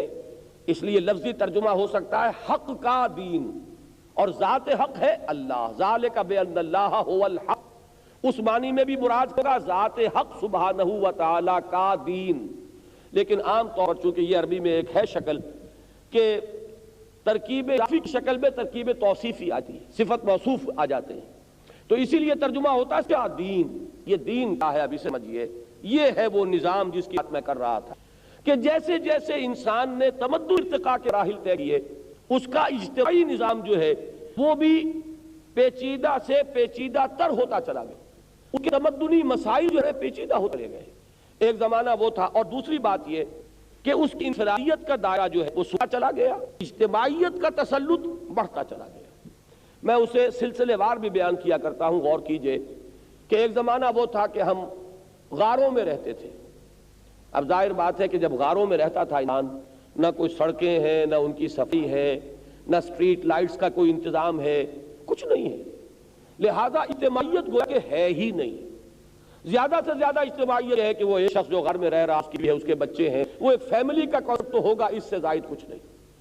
لہذا اجتماعیت کوئی تصور نہیں تھا، انفرادیت تھی۔ ذرا آگے بڑھے ہم تو ایک قبائلی نظام کا تصور پیدا، ہمارا ایک قبیلہ ہے، اب اس قبیلے کو آپ بلونگ کرتے ہیں، اس قبیلے کی کچھ رسوم ہیں، کچھ اس کی روایات ہیں، انسان کو ان کی پابندی کرنی پڑے گی۔ اس قبیلے کا جو سردار ہے اس کا حکم ماننا پڑے گا۔ آپ اس کو اپنے اوپر طاری کیجئے کہ اس وقت ذرا تصور سے دیکھیے کہ کوئی نٹکھٹ قسم کا نوجوان، اس کو جب یہ محسوس، اس کو جب بتایا جاتا ہوگا کہ یہ شیخ قبیلہ ہے، یہ قبیلے کا سردار ہے، اس کا حکم تمہیں ماننا پڑے گا، اگرچہ اس کی اپنی پسند کچھ اور ہے، اس کا اپنا خیال اور ہے، وہ کسی اور رخ پر چلنا چاہتا ہے، لیکن نہیں، تمہیں ماننا پڑے گا، اس لیے کہ تم اس قبیلے کے فرد ہو اور اس قبیلے کے رسوم یہی ہیں، ہماری روایات یہی ہیں، اس قبیلے کا نظام یہی ہے۔ معلوم ہوا کہ اب انفرادیت جو ہے وہ کچھ سکڑ رہی ہے اور اجتماعیت جو ہے تسلط حاصل کر رہی ہے۔ اس سے اور آگے چلیے، سٹی سٹیٹس قائم ہوئی کہ کئی قبیلے شہر میں آباد ہیں، جیسے کہ مدینہ منورہ میں 5 قبیلے تھے، 3 یہودی اور 2 تھے کہ جو اصل عرب تھے، اوس اور خزرج۔ یہودی بنو قینقاع، بنو نذیر، بنو قریظہ، 3 یہودی قبیلے۔ اب آپ نوٹ کیجئے کہ ہر قبیلے کا اپنا قبائلی نام ہے، قبیلے کا شیخ ہے، ان کا سردار ہے، ان کی اپنی رسمیں ہیں، اپنی روایات ہیں، ایک تو ان کی پابند ہے۔ دوسرے انہوں نے اب آپس میں جو طے کیا ہے، بین القبائلی معاملات کے لیے انہوں نے کچھ چیزیں طے کر لی ہیں، لہذا ایک کافی بندی آپ پر گئی۔ ایک طرف آپ اپنے قبیلے کا قانون ماننا پڑے گا، چاہے آپ کی ظاہری رائے کچھ اور ہو، لیکن آپ اس قبیلے سے تعلق رکھتے ہیں۔ دوسرے یہ کہ جو یہ بین القبائلی معاملات کے لیے جو باتیں طے ہو گئیں وہ بھی ماننی پڑیں گی۔ اس میں خاص طور پر میں مثال دیتا ہوں کہ شاید علم میں ہو کہ اوس اور خزرج کے مابین ایک بات طے تھی، ایک خزرجی 3 اوسیوں کے مساوی ہے، قتل کی صورت میں جو دیت ادا کی جائے گی، فرض کیجئے کہ ایک اوسی قتل کر دیتا ہے خزرجی کو تو 30,000 دینے پڑیں گے، اور خزرجی قتل کرتا ہے اوس کو صرف 10,000 دینے ہوں گے۔ اب آپ یہ کہ یہ بات طے کر لی، آخر اوس نے کیوں مانا کہ اوس کی جمعیت کم تھی، قبیلہ چھوٹا تھا، خزرج کا قبیلہ بڑا تھا، نفری زیادہ تھی، زیادہ طاقت تھی، تو انہیں ماننا تو پڑا، لیکن ان میں جو غیرت مند نوجوان ابھرتے ہوں گے ان کو کتنا برا لگتا ہوگا کہ اس کا مطلب یہ ہے کہ یہ خزرجی جو ہے اسی بستی میں رہنے والا، یہیں کا یہ بھی پیدا ہوا، یہیں پیدا ہوا، اسی فضا میں پلا بڑھا، اسی میں یہ پلا بڑھا، لیکن یہ مجھ سے 3 گنا صاحب عزت ہے، اس کی جا کی قیمت میری جان سے بڑھ زیادہ ہے۔ اگرچہ اس کو اس پر اپنے اندر ایک بات محسوس ہوتی ہو، لیکن اس کا یہ نہیں کر سکتا، ماننا پڑے گا، یہ معاملہ طے کا ہے۔ جس نے آ کر مزید قدغنیں پیدا کر دی، اس آگے چل کر بڑی بڑی دور آیا، یہ رومن امپائر ہے، گریک امپائر ہے، یہ پرشین امپائر ہے۔ اب امپائر جو ہے شہنشاہ بیٹھا ہوا ہے، اس کے جو فیوڈل ہیں، 20,000 ساری منصب ہیں، انہوں نے جس طریقے سے انسانی کو کچلا ہوا ہے وہ ساری چیزیں آپ کے علم میں ہیں، جس خلاف بغاوت کی انسانوں نے، اور پھر وہ ڈیموکریسی کا ایک دور آیا کہ آخر یہ جو زمیندار ہیں یا یہ جاگیردار ہیں یہ خدا بیٹھ گئے ہیں، جتنے وہاں پر کام کرنے والے ان کی رعیت شمار ہوتے تھے، چاہے وہ کھیت میں کام کر رہے ہوں، چاہے کرگھے بیٹھے ہوئے کھدر بن رہے ہوں، کمی کاری لوگ ہیں، ان کے کوئی حقوق نہیں ہے، اصل تو جاگیردار کا ہے۔ یہ 5,000 منصبدار ہے، یہ 30,000 منصب ہے، یہ بیرن ہے، یہ لارڈ ہے، یہ فلاں ہے۔ اب یہ نظام جو ہے اس پر وہ امپائرز کے دم بلڈ اپ ہوئے، معلوم ہوا کہ انسان ایک فرد جو ہے وہ اب کچلا گیا ہے، اس پر کتنے ہیں، اس پر قبائلی نظام، ہماری ریت یہ، ہماری رسومات یہ ہیں، ہماری روایات یہ ہیں، اس کے اوپر ایک اور نظام ہے، وہ سیاسی نظام، بادشاہت کا نظام۔ یہ ہے وہ تصور کیسے سے انسان آگے بڑھا، ایک طرف تو انفرادی کا دائرہ کرتا چلا گیا، دوسری طرف اجتماعیت کا تسلط بڑھتا گیا، اور تیسری طرف پیچیدگیاں پیدا ہوئی۔ پہلی پیچیدگی پیدا ہوئی جب اپنے کرنسی تصور اختیار کیا۔ پہل کیا تھا کہ صرف بارٹر ہو رہا ہے، شخص نے زمین پر کام کیا ہے، اس نے گندم بوئی ہے، گندم پیدا کی ہے، دوسرا کرگھے پر بیٹھا ہوا کپڑا بن رہا ہے، اس نے کپڑا اسے دیا اور گندم لے لی، بیچ میں کرنسی نہیں تھی، لہذا کیپٹلزم کا کوئی کانسیپٹ نہیں تھا۔ آخر گندم کتنی انسان روک لے گا، کتنا کپڑا اپنے پاس بار لا کر جو ہے وہ جمع کر لے گا، لیکن جب آپ نے سونے کا یہ چھوٹا سا ٹکڑا مساوی ہے اتنے 100 گز کپڑے کے، سونے کا ایسا ٹکڑا مساوی اتنے من گندم کے، تو اب وہ ہولڈنگ اور وہ جو پریسنگ پاور ہے اس کا لوگوں کے پاس ہونے کا تصور پیدا ہوا۔ ایک بہت بڑی پیچیدگی ایچ جی ویلز نے رومن امپائر کے ذکر میں اس کا جو ہے بڑی تفصیل کے ساتھ اور بڑے پیارے انداز میں ذکر کیا ہے کہ انسان نے جب کرنسی ایجاد کی ہے، کرنسی یہ تو پیپر کرنسی ہے آج جو ہمارے پاس ہے، یہ تو خیر بہت ہی زیادہ یہ ساری انفلیشن اور یہ ساری مصیبت جو ہے کی پردہ ہے، لیکن میں ذکر کر رہا ہوں جبکہ بنیادی کرنسی کا آغاز تھا، یہ ٹکڑا سونے کا یا یہ ٹکڑا چاندی کا جو اتنا وزن ہوگا اس کی اتنی قوت خرید مضمر ہے۔ اب بڑا آسان ہے، کوئی شخص اپنی تجوری میں شیر سونا جو ہے وہ رکھ لے، گویا کہ اس کے پاس ایک پرچیزنگ پاور ہے جس کی بنیاد پر مارکیٹ کو اوپر نیچے ادھر سے ادھر جس طرح چاہے منور کر سکتا ہے۔ تو اس نے لکھا ہے جی ویلز نے کہ انسان کو معلوم ہے جب اس نے کرنسی ایجاد کی ہے کہ کتنی بڑی لعنت ہے کہ جو اس نے جس کا توقع نے اپنے لیمٹ دیا ہے۔ پہلے مسئلہ صرف یہ ہوگا جب کہ وہ فیملی سسٹم تھا، عورت اور مرد کے درمیان توازن کیا ہو، عورت کے حقوق کیا ہے، مرد کے حقوق کیا ہے، جب وہ شوہر اور بیوی کی شکل کریں تو ان کے مابین حقوق و فرائض کا ایک عادلانہ منصفانہ نظام کیا ہوگا، یہ بھی ایک تمدن کا مسئلہ تھا۔ اس کے بعد جب یہ مسئلہ تو اب سرمایہ اور محنت اس کی ایک بڑی مصیبت پیدا ہو گئی، خاص طور پر انڈسٹریل ریولوشن نے آ کر اس کے اندر اتنے ڈائمنشن پیدا کر کہ ایک کے پاس سرمایہ کارخانہ لا رہے ہیں، ہزاروں آدمی اس کے پاس کام کر رہے ہیں، اب وہ جو کام کر رہے ہیں اور اس کے پاس جو سرمایہ ہے، ان دونوں کے نتیجے میں جو پروڈکشن، اس سرمایہ دار کا کتنا حق ہے اور مزدور کا کتنا حق ہے، کون شخص ہے کہ جو اس کا تعین کر سکے گا؟ یہی وہ چیزیں ہیں لا ینحل مسائل، کہ انسان جو ہے یا اس انتہا کو جاتا ہے یا اس انتہا کو جاتا ہے، یا سرمایہ داری کی جو ہے وہ انسانوں کے اوپر مسلط ہو جاتی ہے، اور جب انسان ریورٹ ہے تو پھر کس پارٹی ڈکٹیٹرشپ کا توق جو ہے اپنے دل میں ڈال لیتا ہے، صرف یہ کہ سرمایہ دار کی لعنت سے نجات حاصل کرتا ہے، لیکن یہ کہ پارٹی ڈکٹیٹرشپ جو ہے وہ اس کی مصیبت میں مبتلا ہو جاتا ہے۔ تیسرا مسئلہ یہ ہے کہ ایک طرف ریاست ہے، حکومت ہے، دوسری طرف اس کے سٹیزن ہیں، شہری ہیں، شہریوں کے حقوق کتنے ہیں اور ریاست کو آپ کتنا اختیار دینا چاہتے ہیں، اس میں کیا بیلنس ہے؟ اس میں انفرادی حقوق کی آزاد، فرد کے اختیار، فرد کے حقوق اور اجتماعی نظام کی مصلحتیں، ان دونوں میں بیلنس کیا ہو؟ یہ تین ہیں انسانی اجتماعیات کے تقریباً ینحل مسائل۔ میں تقریباً اس لیے کہہ رہا ہوں کہ عقل انسانی انہیں حل نہیں کر سکی، ناممکن ہے، اس لیے کہ انسان جب سوچتا تو وہ اپنے زمان و مکان کی حد سے باہر نہیں ہو سکتا، پھر یہ کہ خود وہ کہاں سے ہے، کس طبقے کو بلونگ کرتا ہے۔ مرد سوچے گا تو ایک مرد کی حیثیت سے سوچے گا، عورت سوچے گی تو وہ عورت کی حیثیت سے سوچ جو ہے اس کی، وہ اس کے پورے فکر کے اوپر غالب آ جائے گی۔ جب مزدور سوچے گا تو اسے تو اپنی مصلحت اور منفعت جو ہے وہ مد نظر رہے گی، سرمایہ دار سوچے گا تو اسے پرابلم سامنے نظر آئیں گے کہ اگر ہائر اینڈ فائر کا میرے پاس اختیار نہیں ہے تو میں کارخانہ نہیں چلا سکتا، اور میں نے کوئی مزدوروں کے لیے پابندی تو نہیں کی، چاہے کام کرے جو چاہے نہ کرے، میرے پاس تو اتنی ہے لیبر، ڈیلی لیبر میں یہ دے سکتا ہوں، ڈیلی ویج، کوئی کام کرنا کرے نہ کرنا چاہے نہ کرے۔ مزدور یہ کہتا ہے کہ یہ 1 مہینے بھی اپنا کارخانہ بند کر دے گا، بچہ بھوکا نہیں رہے گا، اور میرے یہ ہے کہ میں اگر 4 دن کام چھوڑوں تو میرے بچے بھوکے مرتے، لہذا ہم ایکول فوٹنگ پر نہیں ہیں۔ کہنے کو تو یہ کہا گیا کہ تمہیں بھی آزادی ہے، چاہو تو کام کرو تو نہ کرو، اور ہمیں بھی آزادی، ہم چاہے لاک آؤٹ کر دیں، ہمارے کارخانے کو چلائیں، یہ کارخانہ ہمارا ہے، محنت تمہاری ہے، تم میں آزاد ہو، اس میں آزاد ہیں، لیکن یہ کہ یہ تو بالکل ان ایکول مسئلہ، اس کو اگر آپ نے ظاہری آزادی کے لفظ میں اس طریقے سے حل کرنے کی کوشش کی تو بہت بڑا ہو جائے گا۔ یہ مسائل ہیں واقعی، میں آپ سے عرض کر دوں، کوئی شخص جو ہوتا ہے اپوزیشن میں اسٹینڈرڈز ہوتے ہیں، وہ انسانی آزادی اور حریت اور اس کے حقوق، جب وہ جا کر بیٹھ جاتا ہے اوپر تخت پر، اب اس کی سوچ کچھ اور ہو جاتی ہے، اب اس کی مہارتیں یہ ہے کہ آخر کی حفاظت ہے، یہاں پر سیفٹی لاز اگر نہ ہوں گے تو سازشوں کے دروازے کھل جائیں گے، اگر ہم لوگوں کی پریونٹیو ڈیٹینشن جو ہے اس کا راستہ جو ہے بند کر دیا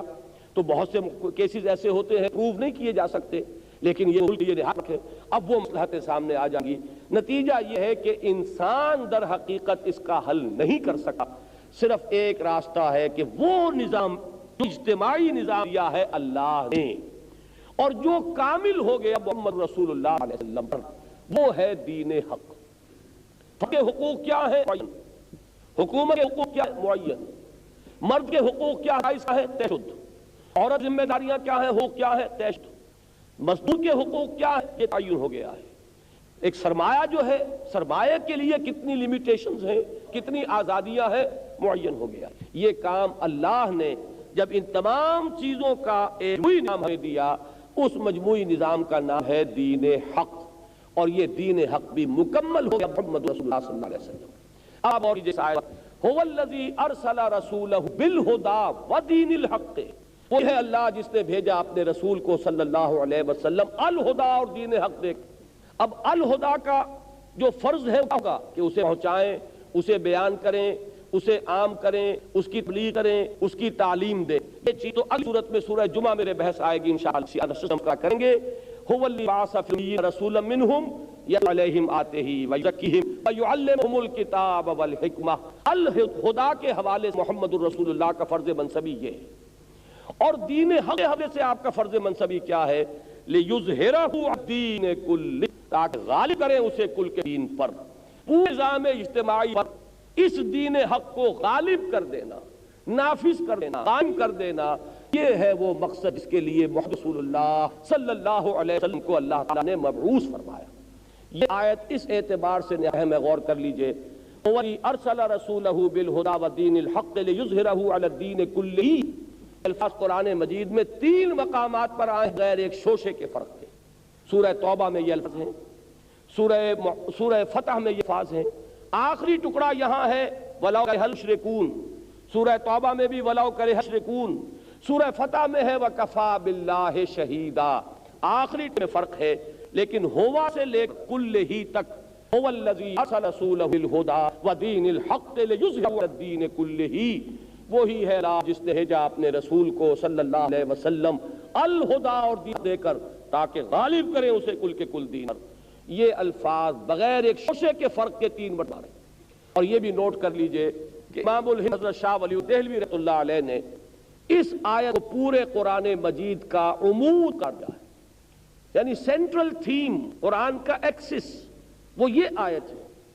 جس طریقے سے آپ کہتے ہیں کہ ہر چیز میں کوئی ایک مین اس کا تھیم ہوتا ہے، وہ تو مختلف گوشوں کے اندر بڑھتی چلی جاتی ہیں، لیکن ہر شخص جو تقریر کر رہا ہے وہ اپنے کسی ایک آئیڈیا کو چاہتا ہے کہ وہ لوگوں کے سامنے لائے،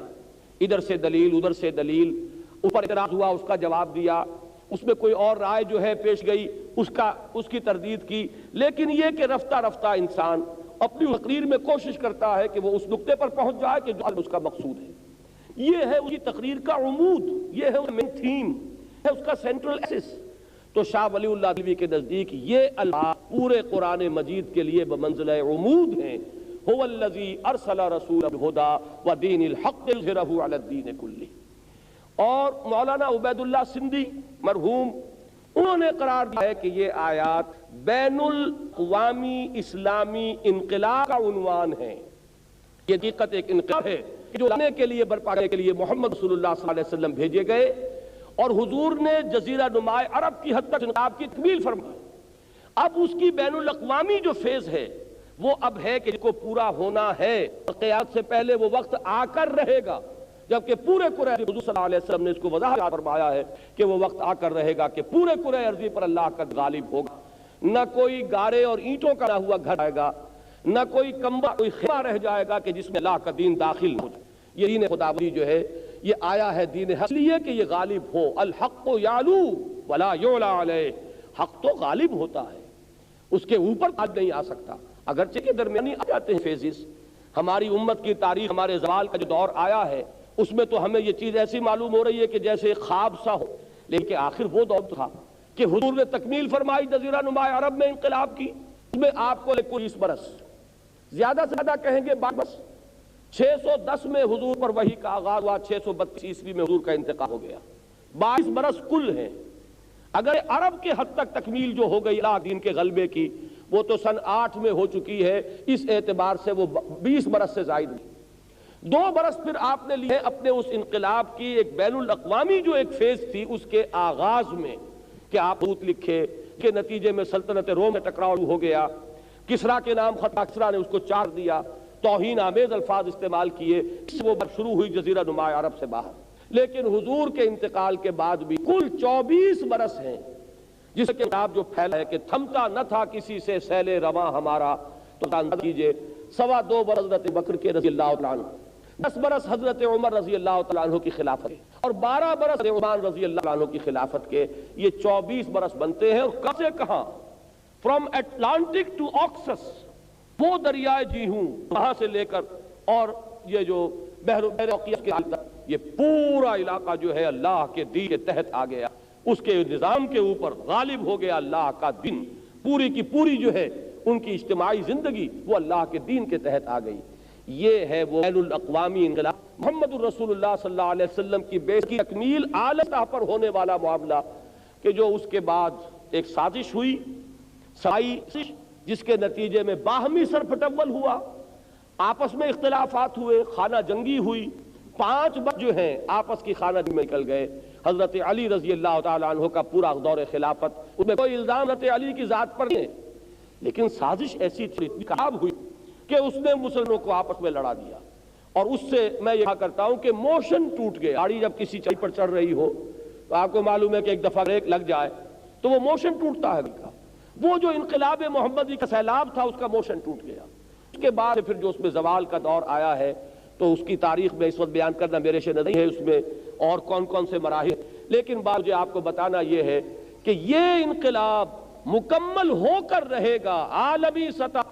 اور قیامت پہلے اللہ کا یہ دین غالب ہوگا پورے کرۂ ارضی پر۔ یہ حضور صلی اللہ علیہ وسلم کی پیش گوئی ہے، اور در حقیقت بعثت محمدی کا مقصد اسی وقت پورا ہوگا کہ پورے عرضی پر اللہ اسی طرح آ جائے۔ میں یہاں ایک مثال آپ کو دے رہا ہوں، تاریخ انسانی میں آج تک یہ جو ورلڈ ڈومینیشن ہے، یہ عالمی غلبہ،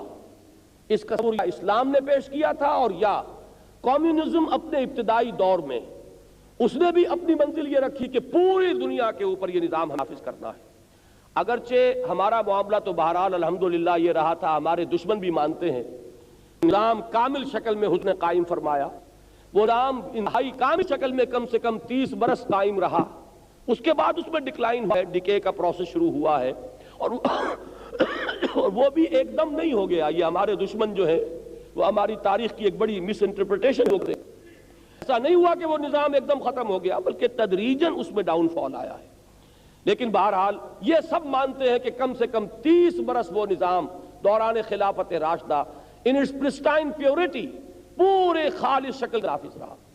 لیکن یہ کہ ظاہر بات ہے کمیونزم یہ معاملہ تو آج تک نہیں ہوا، وہ تو آج تک یہ دعویٰ نہیں کرتے کہ جس معاشرے کا خواب مارکس نے دیکھا تھا وہ آج بھی اسی ملک میں قائم ہوا، وہ کلاس سوسائٹی جس میں اسٹیٹ کا کانسیپٹ ختم ہو جائے گا، یہ تصور تو آج تک بھی کہیں ہوا۔ ابتدائی جو انقلاب آیا تھا اور جو انیشل ریولوشنری فرور تھا رشیا کا، وہ بہت جلد ختم ہوا۔ کچھ عرصہ ہمارے یہ چینی بھائی جو ہے کہ تم ریویژنسٹ ہو، تم نے کر دی ہے، ہم خالص مارکسسٹ ہیں، لیکن اب جو حال ہو رہا ہے وہ آپ کے سامنے ہے، تو معلوم ہوا کہ وہ سارا انقلابی فرور جو ان کا تھا وہ تو ختم ہو چکا ہے۔ اب وہ اپنی اپنی جگہ پر ایک امپیریلزم ہے، جس طریقے سے کسی زمانے میں ہمارا بھی ایک امپیریلزم بن گیا تھا، وہ ایک عرب امپیریلزم تھا، خاص طور پر جو دور ہے خلفائے بنی عباس کا، اس کا اکثر و بیشتر حصہ ہے وہ امپیریلزم ہے۔ لیکن یہ کہ ہمارا وہ کام پہنچا ایک دفعہ کم سے کم اپنی تکمیل کے مرحلے کو، اور اتنے بڑے رقبے پر وہ نظام کم سے کم 20 برس قائم رہا۔ لیکن یہ جان لیجئے کہ بہرحال وہ ورلڈ ڈومینیشن اسلام کا وہ مقصود ہے، وہ منزل ہے کہ جہاں تک امت مسلمہ کو پہنچنا ہے، اور اس کے اوپر کر وہ اپنی محنت نہیں کرتی، جد و جہد نہیں کرتی، اس کے انڈیویجول کے لیے محنت نہیں کرتے اور کوشش نہیں کرتے، تو گویا کہ امت کی تاسیس کا جو اصل مقصد ہے وہ ان کے سامنے نہیں، اور اس کو انہوں نے اس کے ساتھ اپنے آپ کو آئیڈینٹیفائی نہیں کیا۔ یہ ہے غایت قصویٰ، یہ ہے آخری منزل مقصود۔ وہ دین محمد الرسول اللہ صلی اللہ علیہ وسلم پر کامل ہوا، وہ دین جو اللہ نے محمد کو دے کر بھیجا، اسے غالب کرنا پورے کے پورے نظام زندگی، نظام اجتماعی پر، یہ تھا بعثت محمدی علی صاحب الصلاۃ والسلام۔ فرمایا وَلَوْ كَرِهَ الْمُشْرِكُونَ، چاہے یہ مشرکوں کو کتنا ناگوار ہو، انہیں تو پتہ ہوگا۔ اور مشرک کے لفظ کو یہاں ذرا سا میں وقت آپ کا لوں گا، اچھی طرح پہچان لیجئے، میں اس کو پہلے بیان بھی کر چکا ہوں کہ مشرک صرف بت پرست کو نہیں کہتے۔ اگر آپ یہ سمجھ کہ صرف وہی ہے کہ جس کے سامنے کوئی مورتی رکھی ہوئی اور وہ سجدہ کر رہا ہو یا ڈنڈوت کر رہا ہو وہی مشرک ہے، اس تصور کو ذہن سے دیجئے۔ شرک جو ہے وہ وسعت ہے جو رسول نے ہمیں بتائی ہے۔ اگر آپ کے دل آپ نماز پڑھ رہے ہیں اور طبیعت کے اندر یہ خیال پیدا ہو گیا کہ چونکہ کچھ لوگ مجھے دیکھ رہے ہیں تو اچھی نماز پڑھوں، ذرا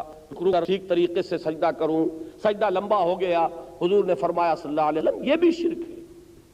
واضح الفاظ میں فرمایا یرائی فقط اشرکا وساما یرائی فقط رکا وسقا یرائی فقط اشرکا، جس نے دکھاوے کے لیے نماز پڑھی اس نے شرک کیا، جس نے دکھاوے کے لیے روزہ رکھا اس نے شرک کیا، جس نے دکھاوے کے لیے صدقہ و خیرات کیا اس نے شرک کیا۔ تو میں نے اصل میں اس انتہا سے اس انتہا تک جو یہ دو بتا دیے، اس کے درمیان خاطر پوری کیجئے۔ اس دور کا سب سے بڑا شرک جو اس وقت کے یونیورسل شرک ہے وہ ہے غیر اللہ کی حاکمیت کا تصور۔ اگر کسی لیے بھی حاکمیت تسلیم کر لی جائے گی تو وہی معبود ہے۔ توحید یہ ہے کہ حکم الا للہ، حکم دینے کا اختیار مطلق اللہ کے سوا کسی کو نہیں۔ رسول حکم دیتا ہے اللہ کے نمائندے کی حیثیت سے، اپنی ذات میں نہیں دیتا۔ چنانچہ صحابہ کرام کا تو یہاں تک حال تھا، آپ ذرا غور کیجئے، ایک ادنا کنیز حضرت بریرہ رضی اللہ تعالی عنہ، کنیز لونڈی حضرت عائشہ کی، وہ ایک صحابی حضرت مغیث وہ غلام تھے، ان کے نکاح میں غلام مرد غلام عورت آپس میں نکاح ہے، جو بھی ان کے مالک ہیں ان کو اجازت سے کہ آپس میں مناکحت ہوتی تھی، لیکن حضرت عائشہ نے حضرت بریرہ کو کر دیا آزاد۔ اب وہ آزاد ہوئی اور شوہر غلام ہے، یہاں اسلامی قانون اختیار دیتا کہ وہ چاہے تو اب غلام شوہر کی نکاح میں رہیں چاہے نہ رہیں، چونکہ اسٹیٹ چینج ہو گیا ہے، اب یہ آزاد وہ غلام ہے۔ انہوں نے فیصلہ کیا کہ اب میں مغیث میں نہیں رہوں گی، رضی اللہ تعالیٰ عنہ۔ حضرت مغیث کو ان سے بہت محبت تھی، اب وہ حضور کے پاس آئے سفارش کروانے کے لیے حضور بریرہ سے سفارش کیجئے کہ وہ میرے ہاں ہی رہے، اس لیے کہا حضور نے بتایا بریرہ حرج ہے اگر تم مغیثی کے گھر میں رہو۔ اور وہ پوچھتی ہیں کہ حضور یہ مشورہ ہے یا حکم ہے؟ آپ نے فرمایا حکم نہیں ہے، مشورہ ہے۔ انہوں نے عرض کیا کہ حضور پھر یہ مجھے نہیں ہے، حکم ہوتا تو اللہ کے رسول کا حکم سے سرتابی کا سوال نہیں، لیکن اگر یہ مشورہ ہے تو ظاہر بات ہے خاص طور پر یہ مسئلہ جو ہے زن و شو کا معاملہ ہے، اس میں تو نفسیاتی جو ہے کیفیات وہ خود ہی کو معلوم ہوتا ہے کہ نہ ہوتا ہے کہ نہیں، لیکن یہ کہ اگر حکم ہوتا تو یقیناً میں مانتی، چاہے کچھ بھی ہو میری طبیعت کچھ بھی رجحان ہو لیکن میں مانتی، لیکن اگر صرف مشورہ ہے تو میں نہیں مانتی۔ یہ ہے وہ فرق کہ جو ادنا صحابیات میں سے وہ صحابیہ جو ہیں جو کسی وہ بھی کر رہی ہے کہ حکم محمد دیں گے صلی اللہ علیہ وسلم تو اللہ کے نمائندے کی حیثیت سے دیں گے، مشورہ اگر ہے تو وہ ذاتی حیثیت میں ہے، اس ذاتی حیثیت کے مشورے میں بھی یہ تو بہت اونچ بات ہوگی کہ بھی قبول کر لے اور اسے رد نہ کرے، لیکن بہرحال فرق رہے گا یہ حکم ہے اللہ کے نمائندے کی حیثیت سے، اس کو تو چاہے وہ آپ کے ذات کے خلاف ہو، ذوق کے خلاف ہو، اسے ہر صورت میں ماننا ہے۔ تو یہ جو حکم دینے کا اختیار ہے مطلق وہ صرف اللہ، چنانچہ یہ باتوں نے مجمع بیان کر دی گئی، رسول حکم دیتا ہے اللہ کے نمائندے کی حیثیت سے، وَمَا أَرْسَلْنَا مِن رَّسُولٍ إِلَّا لِيُطَاعَ بِإِذْنِ اللَّهِ، ہم نے نہیں بھیجا کسی رسول کو اور یہ کہ اس کا حکم مانا جائے اللہ کے حکم سے۔ یہ ہے اللہ کے حکم کا معاملہ، اختیار مطلق اللہ کا ہے۔ جہاں آپ نے یہ اختیار مطلقاً کسی اور کے لیے مان لیا، آپ نے اس کو اللہ کے برابر کر دیا، وہ اب اللہ کا شریک بن گیا۔ لا یشرک فی حکمہ احدا، اللہ تعالیٰ اس حکم میں کسی کو بھی شریک کرنے کے لیے تیار نہیں۔ اب آپ غور کیے، یہ جو حاکمیت کا تصور ہے ہمارے سارے اجتماعی نظاموں کی اصل جڑ یہ ہے۔ ایک نظام وہ ہے جسے آپ کہتے ہیں مونارکی، بادشاہت کا نظام، اس میں اختیار ہے وہ کسی فرد، کسی خاندان، اور اس خاندان کا نمائندہ وہ فرد ہے۔ جیسے کہ آپ معلوم ہے سعودی عرب میں خاندان ہے، یہاں بھائی ہیں جن کے نمبر لگے ہیں کہ اس کے بعد وہ اور اس کے بعد وہ اور اس کے بعد وہ بیٹوں کی طرف رہا ہے، معاملہ بھائیوں کی طرف ہے، لیکن یہ کہ حکومت اس خاندان کی ہے، آل سعود کی حکومت ہے، ان کے ہاتھ میں اختیار ہے۔ یہ دوسری بات ہے کہ وہ بہرحال اللہ کے احکام کو بھی نافذ کرتے ہیں، شرعی احکام بھی وہ نافذ کرتے ہیں، چاہے مالی معاملے کے اندر انہیں سعودی عرب کو جو ہے وہ اپنی ذاتی دولت سمجھا ہوا ہے۔ یہی وہ چیز ہے کہ جہاں پر کہ وہ اصل میں جو دین کا تصور ہے حکومت کا اور ریاست کا، اس سے موجودہ نظام ہے ان کا، وہ بالکل الگ ہوتا ہے، سطح پر اس کا تعلق دین کے نظام کے ساتھ نہیں۔ ہاں یہ ہے کہ ہاتھ جائے چوری پر اور زنا کرنے والا شدہ ہے تو رجم کر دیا جائے گا، حدود اور تعزیرات جو ہیں وہ اسلام کی ہیں، لیکن یہ نظام جو ہے معاشی میں تو ظاہر کہ خزانہ ہے، ارباب ڈالر جو ہیں ان کے ایک ایک محل کے لگ جاتے ہیں، یہ صورتحال ہے۔ تو یہ تو بہرحال اسلام کا نظام حکومت نہیں ہے۔ وہ معاملہ جو ہے بادشاہت، میں یہ کہا کرتا ہوں کہ بادشاہ اصلاً اسلام میں حرام نہیں ہے، اس لیے کہ وہ بادشاہت وہ حضرت داؤد حضرت سلیمان والی بادشاہت تو حرام نہیں۔ بادشاہت جو ہے دقیقی معاشرے کے مدنی ارقا کے تصور کے ساتھ ہے، کہ لیول پر ہے آپ سوشل ایلیوٹ، ہو سکتا ہے کہ کوئی ملک ہے جس میں ابھی قبائلی نظام ہی چل سکتا ہے، آپ وہاں ڈیموکریسی لائیں گے تو ہم ان پریشان کریں گے، وہ نہ اس کو سمجھتے ہیں، نہ ورک کر سکتے ہیں، نہ ان کا شعور اتنا ہے کہ وہ اس کو چلا سکیں، لہذا وہاں تو قبائلی نظام ہی چلے گا۔ البتہ یہ کہ اگر شیخ قبیلہ خود اللہ کا بندہ ہے اور اللہ کا قانون نافذ کر رہا تو یہ قبائلی نظام ہمیں پسند ہے، ہمیں اس میں کوئی اعتراض نہیں ہوگا، لیکن ہو وہ پورا کا پورا اللہ کا دین، یہ نہیں کہ ایک پہلو سے تو اللہ کا دین نافذ کیا جا رہا اور ایک پہلو سے جو اپنی مرضی جو ہے اس کو مسلط کر دیا گیا، یہ شرک ہو جائے گا۔ باطل دوئی پسند شریک ہے، شرکت میں آنا حق و باطل نہ کر خود۔ تو اگر حضرت داؤد والا معاملہ ہو کہ اپنی محنت کر کے خود کریں، انہوں نے اس مسلمانوں کے بیت المال کو اپنی جگہ نہیں سمجھا ہوا ہے۔ یہ تو ہمارے بہت کے دور میں بھی وہ سید ناصرالدین جو خاندان سادات کے بادشاہ ہوا ہندوستان میں، اسی طرح خود اورنگزیب آمگیر، انہوں نے یہ کر کے دکھایا ہے کہ اپنی معاش کے لیے انہوں نے خود محنت کی ہے، کوئی ٹوپیاں بنا رہا ہے، کوئی قرآن شریف لکھ کر اور اس کی اجرت سے جو ہے اپنی ذاتی معاش پیدا کر رہا ہے، انہوں نے مسلمانوں کے بیت المال کو اپنا خزانہ نہیں سمجھا۔ تو یہ بات سمجھ لیجئے کہ جہاں بھی وہ حاکمیت جو ہے وہ اللہ کے سوا کسی اور کی ہوئی، یہی شرک ہے۔ اسی طریقے سے ڈیموکریسی، اس میں حاکمیت عوام کی ہے، اللہ کی نہیں ہے۔ اصل democracy government of the people, by the people, for the people, یہاں اللہ کا کیا سروکار، اللہ کا نہ ابتدا میں ذکر نہ آخر میں ذکر۔ ساورنٹی پاپولر، عوام کی حاکمیت ہے۔ عوام اپنے ووٹوں سے جسے منتخب کر لے اور وہ جو چاہے قانون بنا دیں، اس کے اوپر کوئی اور سپر لا یا سپر اتھارٹی موجود نہیں ہے۔ ڈیموکریسی اپنے اصل ایسنس میں بدترین شرک ہے۔ اسی طریقے سے بادشاہت اپنی اس کیفیت میں کہ اختیار مطلق بادشاہ کا ہو جائے بدترین شرک ہے۔ تو جہاں ان میں سے کوئی نظام قائم ہوگا، کیا وہ پسند کریں گے ٹھنڈے پیٹوں کہ اللہ کا دین قائم ہو جائے، ہمارے مفادات، ہماری منفعتیں، ہمارا عیش، ہمارے اختیارات وہ جو ہے ہم سے چھین لیے جائیں اور یہ سارے اختیارات جو ہے کلیتاً اللہ کو دے دیے جائیں؟ یہ کبھی بھی انہیں گوارا نہیں ہوگا۔ کشمکش ہوگی، تصادم ہوگا، اس میں مقابلہ ہوگا، اس میں وہ مرحلہ بھی آئے گا کہ جان ہتھیلی پر رکھ کر میدان میں آنا پڑے گا۔ اس کے بغیر کوئی بھی باطل نظام اپنی جگہ چھوڑنے کے لیے تیار نہیں ہوتا۔ یہ ہے اس ٹکڑے کے معنی وَلَوْ كَرِهَ الْمُشْرِكُونَ، چاہے یہ مشرکوں کو کتنا ہی ناگوار ہو، چاہے وہ کتنی ہی مخالفت کریں، چاہے کتنی ہی رکاوٹیں ڈالیں، چاہے کس طریقے سے ہتھ کنڈوں سے وہ راستہ روکنے کی کوشش کریں، لیکن اللہ نے اپنے رسول محمد صلی اللہ علیہ وسلم کو الہدیٰ اور دین حق دے کر بھیجا ہی اس لیے ہے کہ وہ اسے غالب کریں کل کے کل نظام زندگی پر، کل کے کل اجتماعی نظام پر۔ اب اگلی آیت پڑھیے۔ یہ کام جیسا کہ ہر شخص جانتا ہے آسان نہیں ہے، جیسا کہ میں نے ابھی عرض کیا جان جوکھوں کا کام ہے۔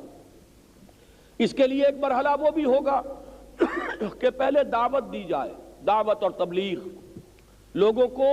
ذہناً اللہ کے دین کا قائل کیا جائے، لوگوں کو ذہناً کنورٹ کیا جائے، واقعتاً قلب و ذہن سے تسلیم کریں اللہ کے دین کو۔ جو ان میں سے اس کے تیار ہو جائیں انہیں جمع کیا جائے، انہیں آرگنائز کیا جائے، ان کی تربیت کی جائے۔ یہ میں ایک جملے میں انقلابی کا ایک فیز ہے کہ جس کو آپ کے سامنے بیان کر رہا ہوں۔ کسی بھی انقلاب کے لیے پہلے ایک انقلابی دعوت ہے، اس فکر کو پھیلانا ہے، اسے عام کرنا ہے،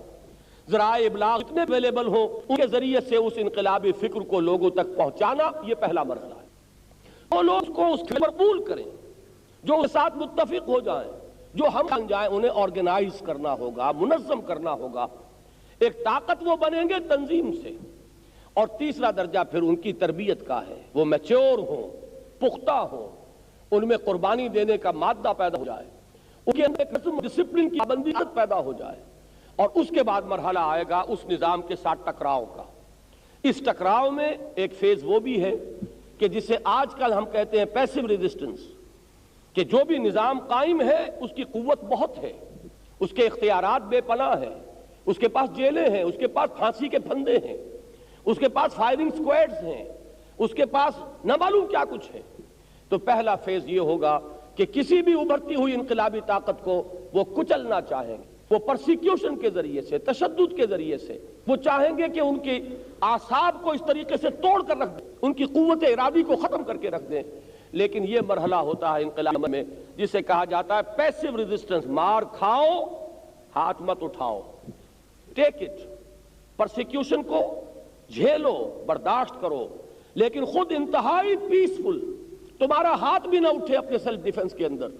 یہ وہ فیز ہے جو سیرت محمدی صلی اللہ علیہ وسلم میں ہمیں نظر آتا ہے کہ پورے 12 برس جاری رہا ہے۔ مکی دور میں مسلمانوں کو جس طرح ستایا گیا وہ داستانیں آپ کے سامنے ہیں، سیرت کی کتابیں آپ نے پڑھی ہوں گی، صحابہ کرام نے کیسی کیسی سختیاں جھیلی ہیں، دہکتے ہوئے انگارے زمین پر بچھا کر، اور ان پر ایک شخص کو لٹایا جا رہا ہے۔ وہ شخص آپ سوچئے کہ اگر اسے اجازت ہوتی ہاتھ اٹھانے کی تو ڈیسپریٹ انسان میں اتنی طاقت آ جاتی ہے کہ کم سے کم 2-4 کو مار کر تو مرتا، لیکن اجازت نہیں۔ حکم ہے کفو ایدیکم، اپنے ہاتھ بندھے رکھو، روکے رکھو، تمہیں اجازت نہیں ہے۔ البتہ یہ کہ جب وہ فیز آتا ہے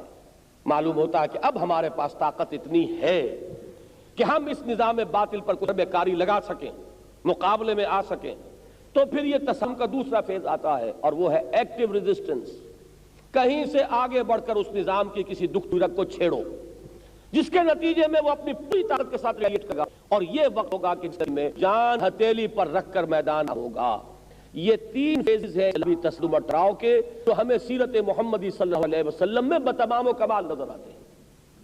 اس کے فیزز کو قرآن مجید جہاد اور قتال سے تعبیر کرتا ہے۔ پہلے 5 فیزز جو ہیں وہ جہاد کے ہیں. دعوت آپ دے رہے ہیں، جان رہی ہے، مال کھپ رہا ہے، وقت لگ رہا ہے، صلاحیتیں صرف ہوں گی. آپ تیار کر رہے ہیں کچھ نوجوانوں کو جو اعلیٰ علمی سطح پر دین کی دعوت پیش کر سکیں. یہ سارا کام جو ہے جہاد میں شامل ہے. وہ جہاد جس کا کہ کل ہم ذکر پڑھ چکے کہ اس کے لیے محنت کرو اور کوشش کرو. لِيَكُونَ الرَّسُولُ شَهِيدًا عَلَيْكُمْ وَتَكُونُوا شُهَدَاءَ عَلَى النَّاسِ، جس کے لیے وہ حدیث میں نے کل آپ کو سنائی تھی کہ من جاءه الموت وهو يطلب العلم ليحيي به الاسلام فبينه وبين النبيين درجة واحدة في الجنة. جس شخص کو موت آئے اس حال میں کہ وہ ابھی علم حاصل کر رہا تھا لیکن نیت اس کی یہ تھی کہ وہ اللہ کے دین کا احیاء کرے گا، زندہ کرے گا، وہ شخص اگر اسی حالت میں، اسی دور میں، اسی مرحلے میں اسے موت آ گئی ہے تب بھی اس کے اور نبیوں کے درمیان جنت میں صرف 1 درجے کا فرق رہ جائے گا. یہ تیاریاں ہیں. اعدوا لهم ما استطعتم، امکانی حد تک تیاریاں کرو. یہ تیاری مکے میں ہو رہی ہے، دعوت ہو رہی ہے، تبلیغ ہو رہی ہے. مسلمانوں کو عادی بنایا جا رہا ہے ڈسپلن کا کہ جو قول آئے فوراً حاضر ہو جائیں. وہ جو میں نے کل اشعار آپ کو سنائے تھے کہ واپس نہیں پھیرا کوئی فرمان جنوں کا، تنہا نہیں لوٹی کبھی آواز جرس کی، خیریت جاں راحت تن صحت داما، سب بھول گئی مصلحت اہل ہوس کی. جب تک کہ اس کے خوگر نہ ہو جائیں لوگ کہ جب بھی پکارا جائے لبیک کہتے ہوئے حاضر ہو جائیں. پھر ان کی اپنی تربیت ہوئی ہو، انہوں نے مجاہدہ کیا ہو اپنے نفس سے، انہوں نے اپنی ذات پر اللہ کے دین کو نافذ اور قائم کیا ہو جس حد تک بھی ان کے لیے ذاتی سطح پر ممکن ہے. یہ جماعت جب تیار ہوگی تو پھر وہ اگلا فیز آتا ہے کہ اب کسی اعتبار سے اس نظام باطل کے خلاف کوئی ڈائریکٹ ایکشن، کوئی ایڈوانس کی شکل اختیار کی جائے، اور اس کے نتیجے میں پھر وہ وقت بھی آئے گا کہ پھر انسان کو اپنی جان ہتھیلی پر رکھ کر میدان میں آنا ہوگا. اس کو ہم کہیں گے قتال فی سبیل اللہ. لہذا آپ ذرا دیکھیے ان 2 آیات کو صرف دوبارہ پڑھیے. یریدون لیطفئوا نور اللہ بافواہہم واللہ متم نورہ ولو کرہ الکافرون هو الذی ارسل رسولہ بالہدی ودین الحق لیظہرہ علی الدین کلہ ولو کرہ المشرکون. اب آگے پڑھیے یا ایھا الذین آمنوا هل ادلکم علی تجارۃ تنجیکم من عذاب علیم. اے اہل ایمان، اے ایمان کے دعوے دارو، بات وہیں سے شروع ہو رہی ہے جہاں سے کل ہوئی تھی. یا ایھا الذین آمنوا، یا ایھا الذین آمنوا ارکعوا واسجدوا واعبدوا ربکم وافعلوا الخیر لعلکم تفلحون وجاہدوا فی اللہ حق جہادہ. یہاں بات وہی ہے لیکن ایک دوسرے انداز میں کہی گئی. اہل ایمان، کیا تمہیں وہ کاروبار بتائیں، وہ تجارت جو تمہیں دردناک عذاب سے چھٹکارا دلا دے. اگر جہنم سے بچنا چاہتے ہو، کل میں نے عرض کیا تھا جس کی آنکھیں کھل گئی ہوں، جسے وہ جہنم نظر آ رہی ہو، جسے موت کے پار جو ہے وہ آگ دہکتی ہوئی محسوس ہو رہی ہے، اس کے لیے تو اب زندگی کا سب سے بڑا مسئلہ یہ ہوگا کہ اس جہنم سے بچا جائے. اس کے لیے زندگی کا سب سے بڑا مسئلہ یہ ہے کہ کسی طرح جنت میں داخلہ مل جائے. ایک حدیث جو میں نے اسی جمعے میں بیان کی تھی جامع الصفا میں کہ حضرت معاذ بن جبل رضی اللہ تعالیٰ عنہ حضور سے ایک سوال کرتے ہیں. اے ذلی، حضور ذرا مجھے اجازت دیجئے، ان اسألک عن شیء قد امرضتنی واسقمتنی واحزنتنی. میں ایک بات آپ سے پوچھنا چاہتا ہوں جس نے مجھے بیمار کر کے رکھ دیا ہے، جس کی دھن مجھ پر سوار ہو گئی ہے، میں سخت غم زدہ ہو گیا ہوں اس بات کی وجہ سے. اور حضور نے جب فرمایا کہ سل ما شئت، سل ام ما شئت، پوچھو جو پوچھنا ہے، تو اب وہ پوچھتے ہیں کہ حضور صلی اللہ علیہ وسلم مجھے تو آپ حدثنی بعمل، مجھے تو آپ وہ عمل بتا دیجئے یدخلنی الجنہ جو مجھے جنت میں داخل کر دے. لا اسألک عن شیء غیرہا، مجھے اس کے سوا آپ سے اور کچھ نہیں پوچھنا. یہ فکر دامنگیر تھی صحابہ کرام کو. اور میں نے وہاں بھی عرض کیا تھا، اس وقت آپ سے بھی عرض کر رہا ہوں کہ ذرا اپنے غریبانوں میں ہم جھانکیں کہ کتنا تضاد ہے. ہمیں جہنم سے چھٹکارا پانے کی وہ فکر دامنگیر نہیں. اگر تو کچھ تھوڑی بہت نماز روزے کی توفیق ملی ہے تو ہم سمجھتے ہیں کہ ہم 30 مار خواہ ہیں، دین کا جو بھی ہے تقاضا وہ ہم پورا کر رہے ہیں اور جنت ہمارا پیدائشی حق ہے. جو یہ نہیں کرتے ہمارے عوام الناس، وہ بھی چونکہ انہیں کچھ شعراء نے، کچھ نعت گوں نے طرح طرح کے جو ہے وہ باتیں جو ہے ان کو سنا کر اور انہیں سلا دیا ہے لوریاں دے دے کر کہ خواب سے بیدار ہوتا ہے ذرا محکوم اگر، پھر سلا دیتی ہے اس کو حکمراں کی سائری کہ جو کچھ بھی ہے لیکن تیرے محبوب کی امت میں ہے. لہذا جنت تو گویا کہ ہمارا پیدائشی حق ہے۔ کہاں حال یہ ہے کہ حضرت معاذ بن جبل چوٹی کے صحابہ میں سے ہیں، صرف چند صحابہ ہیں جن کے لیے حضور نے افعل التفضیل کا صیغہ استعمال کیا ہے۔ افعل التفضیل ایڈجیکٹو کی وہ آخری شکل ہے سپرلیٹو ڈگری، کہ بہترین کون ہے تم میں سے، میری امت پر سب سے زیادہ رحیم اور شفیق ابو بکر ہیں، اللہ کے معاملے میں سب سے زیادہ سخت میری پوری امت میں وہ حضرت عمر ہیں رضی اللہ تعالی عنہ، اور سب سے زیادہ جو حیا جن کے اندر ہے وہ حضرت عثمان ہے، جو سب سے زیادہ اصابت رائے اور فیصلے کی صلاحیت اللہ نے جن کو دی ہے سب سے بڑھ کر پوری امت میں وہ حضرت علی ہیں۔ اسی طرح حضرت معاذ بن جبل کے بارے میں فرمایا عالمہم بالحلال والحرام معاذ بن جبل، میری پوری امت میں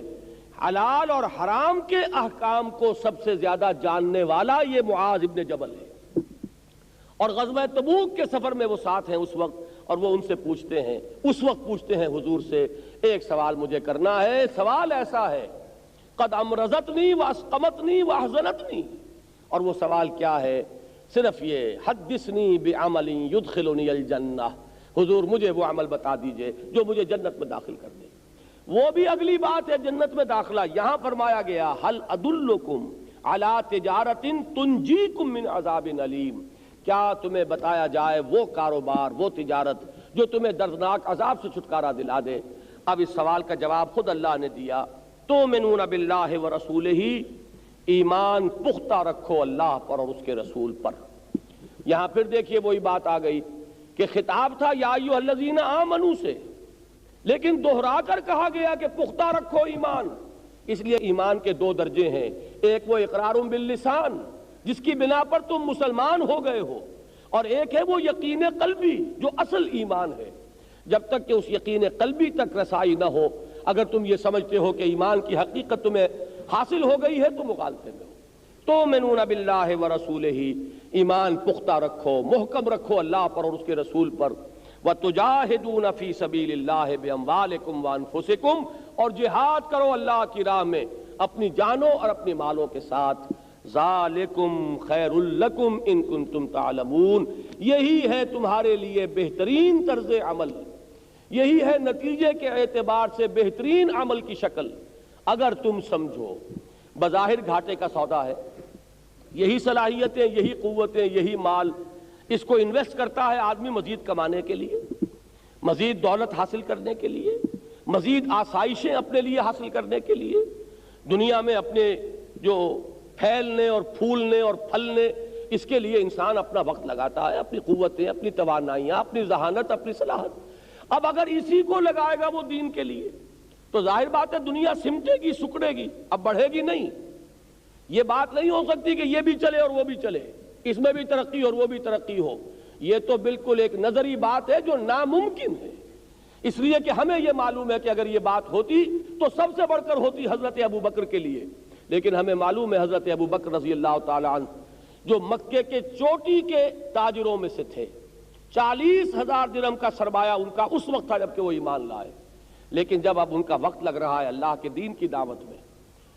10 مبشرہ میں سے 6 وہ ہیں جو ان کی دعوت و تبلیغ پر ایمان لائے ہیں، تو وہی وقت جو وہاں لگ رہا تھا اب یہاں لگ رہا ہے، وہ بساط اب سمٹنی شروع ہوئی ہے، اس میں کمی آنی شروع ہوئی ہے، یہاں تک کہ جب ہجرت کے لیے حضور کے ساتھ تشریف لے گئے ہیں تو اس وقت جو بھی تھوڑی بہت پونجی رہ گئی تھی وہ صرف ایک پوٹلی میں باندھ کر ساتھ لے گئے ہیں، گھر والوں کے لیے کچھ نہیں چھوڑا۔ یہ بات حضرت، اور آپ کو یاد ہوگا کہ جب وہ بیعت خلافت ہوئی ہے تو اگلے دن حضرت ابو بکر چند کپڑے کے تھان اپنے ہاتھ پر ڈال کر، جیسے عام پھیری والا، معمولی کوئی پھیری والا جو ہے کہیں آپ کی گلیوں میں آوازیں لگاتا پھرتا ہے، وہ کام کرنے کے لیے حضرت ابو بکر گھر سے نکلے تھے کہ حضرت عمر نے انہیں روکا ہے کہ یہ آپ کہاں چلے، آپ تو اب امیر المومنین ہیں۔ تو فرماتے ہیں کہ آخر میرا اپنا پیٹ بھی ہے، میرے بال بچے بھی ہیں۔ تب حضرت عمر نے پھر وہ مجلس شورا کو جمع کیا، مشورہ کیا کہ اگر یہ اپنی اس معاش کے دھندے میں لگے رہیں گے، یہ پھیری کریں گے کپڑے کی اور ہاتھ پر تھان لے کر بازار کے اندر چکر لگائیں گے تو یہ اس امت کے کاروبار کو کون سنبھالے گا؟ تب مجبور کیا گیا کہ آپ اپنا ایک روزینہ لیجئے بیت المال سے۔ اب جیسے کہ یتیم کا ایک جو بھی ولی ہوتا ہے اس کے لیے بھی شریعت میں حق ہے کہ وہ یتیم کے مال میں سے بقدر ضرورت لے سکتا ہے، اس لیے کہ وہ اس کی کفالت کر رہا ہے، اس کی خبرگیری کر رہا ہے، اس کی دیکھ بھال رہا ہے۔ اسی طریقے سے آپ کے لیے بھی جائز ہے، یہ حرام نہیں ہے کہ آپ اپنی جو معاشی ضروریات ہے وہ مسلمانوں کے بیت المال سے لیں۔ تب وہ بمشکل کچھ تھوڑا سا انہوں نے وظیفہ جو ہے قبول کیا، تو اندازہ کیجئے کہاں تھے ابو بکر، مکے کے سب سے بڑے تاجروں میں سے ایک تاجر، اور کہاں پہنچ گئے ہیں ابو بکر؟ تو معلوم یہ ہوا کہ یہ بالکل 2 اور 2 4 کی طرح کی بات ہے کہ اس دنیا کے اعتبار سے یہ گھاٹے کا سودا ہے۔ یہ نہ سمجھیے، میں آپ کو یہ دھوکہ نہیں دینا چاہتا کہ آپ اس راستے پر آئیں گے تو آپ کی دنیا میں بھی برکتیں ہوں گی اور دین کے اندر تو ہو ہی جائے گا معاملہ، یہ صرف دھوکے کی بات ہوگی۔ ظاہر بات ہے کہ سیدھی مسئلہ یہ ہے کہ آپ کے پاس جو بھی توانائی، جو صلاحیت، جو قوت ہے، جو اس وقت لگ رہی ہے کل کی کل دنیا بنانے کے لیے اور پیسہ کمانے کے لیے، جب اس میں سے آپ ایک حصہ نکالنا شروع کریں گے اور اگر آپ کا وہ جذبہ پروان چڑھتا چلا جائے گا تو رفتہ رفتہ ہوگا یہ کہ زیادہ سے زیادہ وقت آپ کا لگے گا، زیادہ سے زیادہ صلاحیتیں اس دین کے کام میں لگیں گی، تو دنیا کی بساط لازماً طے ہونی شروع ہو جائے گی۔ وہ جتنی پھیلی ہوئی ہے وہ سکڑے گی، مختلف گوشوں سے وہ طے ہونی شروع ہو جائے گی، اور ہو سکتا ہے کہ وہ وقت بھی آ جائے۔ آخر کوئی وجہ تھی کہ قرآن مجید میں یہ پیشگی تنبیہیں دی گئی ہیں، وَلَنَبْلُوَنَّكُمْ بِشَيْءٍ مِّنَ الْخَوْفِ وَالْجُوعِ وَنَقْصٍ مِّنَ الْأَمْوَالِ وَالْأَنفُسِ وَالثَّمَرَاتِ۔ مسلمانوں کان کھول کر سن لو، ہم لازماً آزمائیں گے تمہیں، خوف کی کیفیت بھی آئے گی، جان و مال کے نقصانات بھی ہوں گے، فاقہ بھی ہوگا، بھوک بھی ہوگی، یہ ساری کیفیات اور محنتیں جو ہیں، اس کے جو پھل ہیں، اس کے جو نتائج ہیں، تمہاری نگاہوں کے سامنے اجڑیں گے کہ تم نے بڑی محنت سے کھیت بویا تھا، سینچا تھا اس مٹی کو، لیکن ایک وقت آیا کہ پوری کھیتی اجڑ گئی، دشمن نے آ کر اسے پامال کر دیا ہے۔ تم نے بڑی محنت سے وہ فصل کے لیے اہتمام کیا تھا، لیکن جب فصل کھجور کا اتارنے کا وقت آیا ہے تو ادھر پکار آ گئی ہے تبوک کی طرف نکلنے کے لیے، نکلو اللہ کی راہ میں، انفروا خفافا وثقالا وجاہدوا فی سبیل اللہ باموالکم وانفسکم، اور تمہیں نظر آ رہا ہے کہ یہ پکی ہوئی فصل جو ہے یہ برباد ہو جائے گی، اس لیے کہ اس کا اب اتارنے والا کوئی نہیں رہے گا۔ تو یہ امتحانات لازماً آ کر رہیں گے، لیکن اگر حقیقت پر نگاہ ہے تو یہ بڑے سے بڑا گھاٹا بھی اصل میں نفع ہے۔ یہاں کا گھاٹا وہاں کا نفع ہوگا، یہاں ڈیبٹ ہو رہا ہے تو وہاں کریڈٹ ہوگا۔ جو کچھ کہ آخرت کے لیے کمانا ہے اس کے لیے محنت یہاں کرنی ہے، جیسے کہ حضور نے فرمایا الدنیا مزرعۃ الآخرہ، یہ دنیا ہے آخرت کی کھیتی، بوگے یہاں کاٹو گے وہاں۔ یہ اگر ہے تمہارا نقطہ نظر تو پھر یہاں فاقہ بھی آئے گا تو دل کو ایک اطمینان ہوگا کہ یہ فاقہ آیا ہے تو اللہ کی راہ میں آیا ہے، میری اس محنت کی وجہ سے آیا ہے، یہ میرے جان و مال کے لیے اگر یہ خطرات آئے ہیں تو میرا اپنا چوائس ہے، میں نے خود اس راستے کو اختیار کیا ہے، میں اللہ کی راہ میں آگے بڑھا ہوں۔ یہ تنبیہ میرے سامنے تھی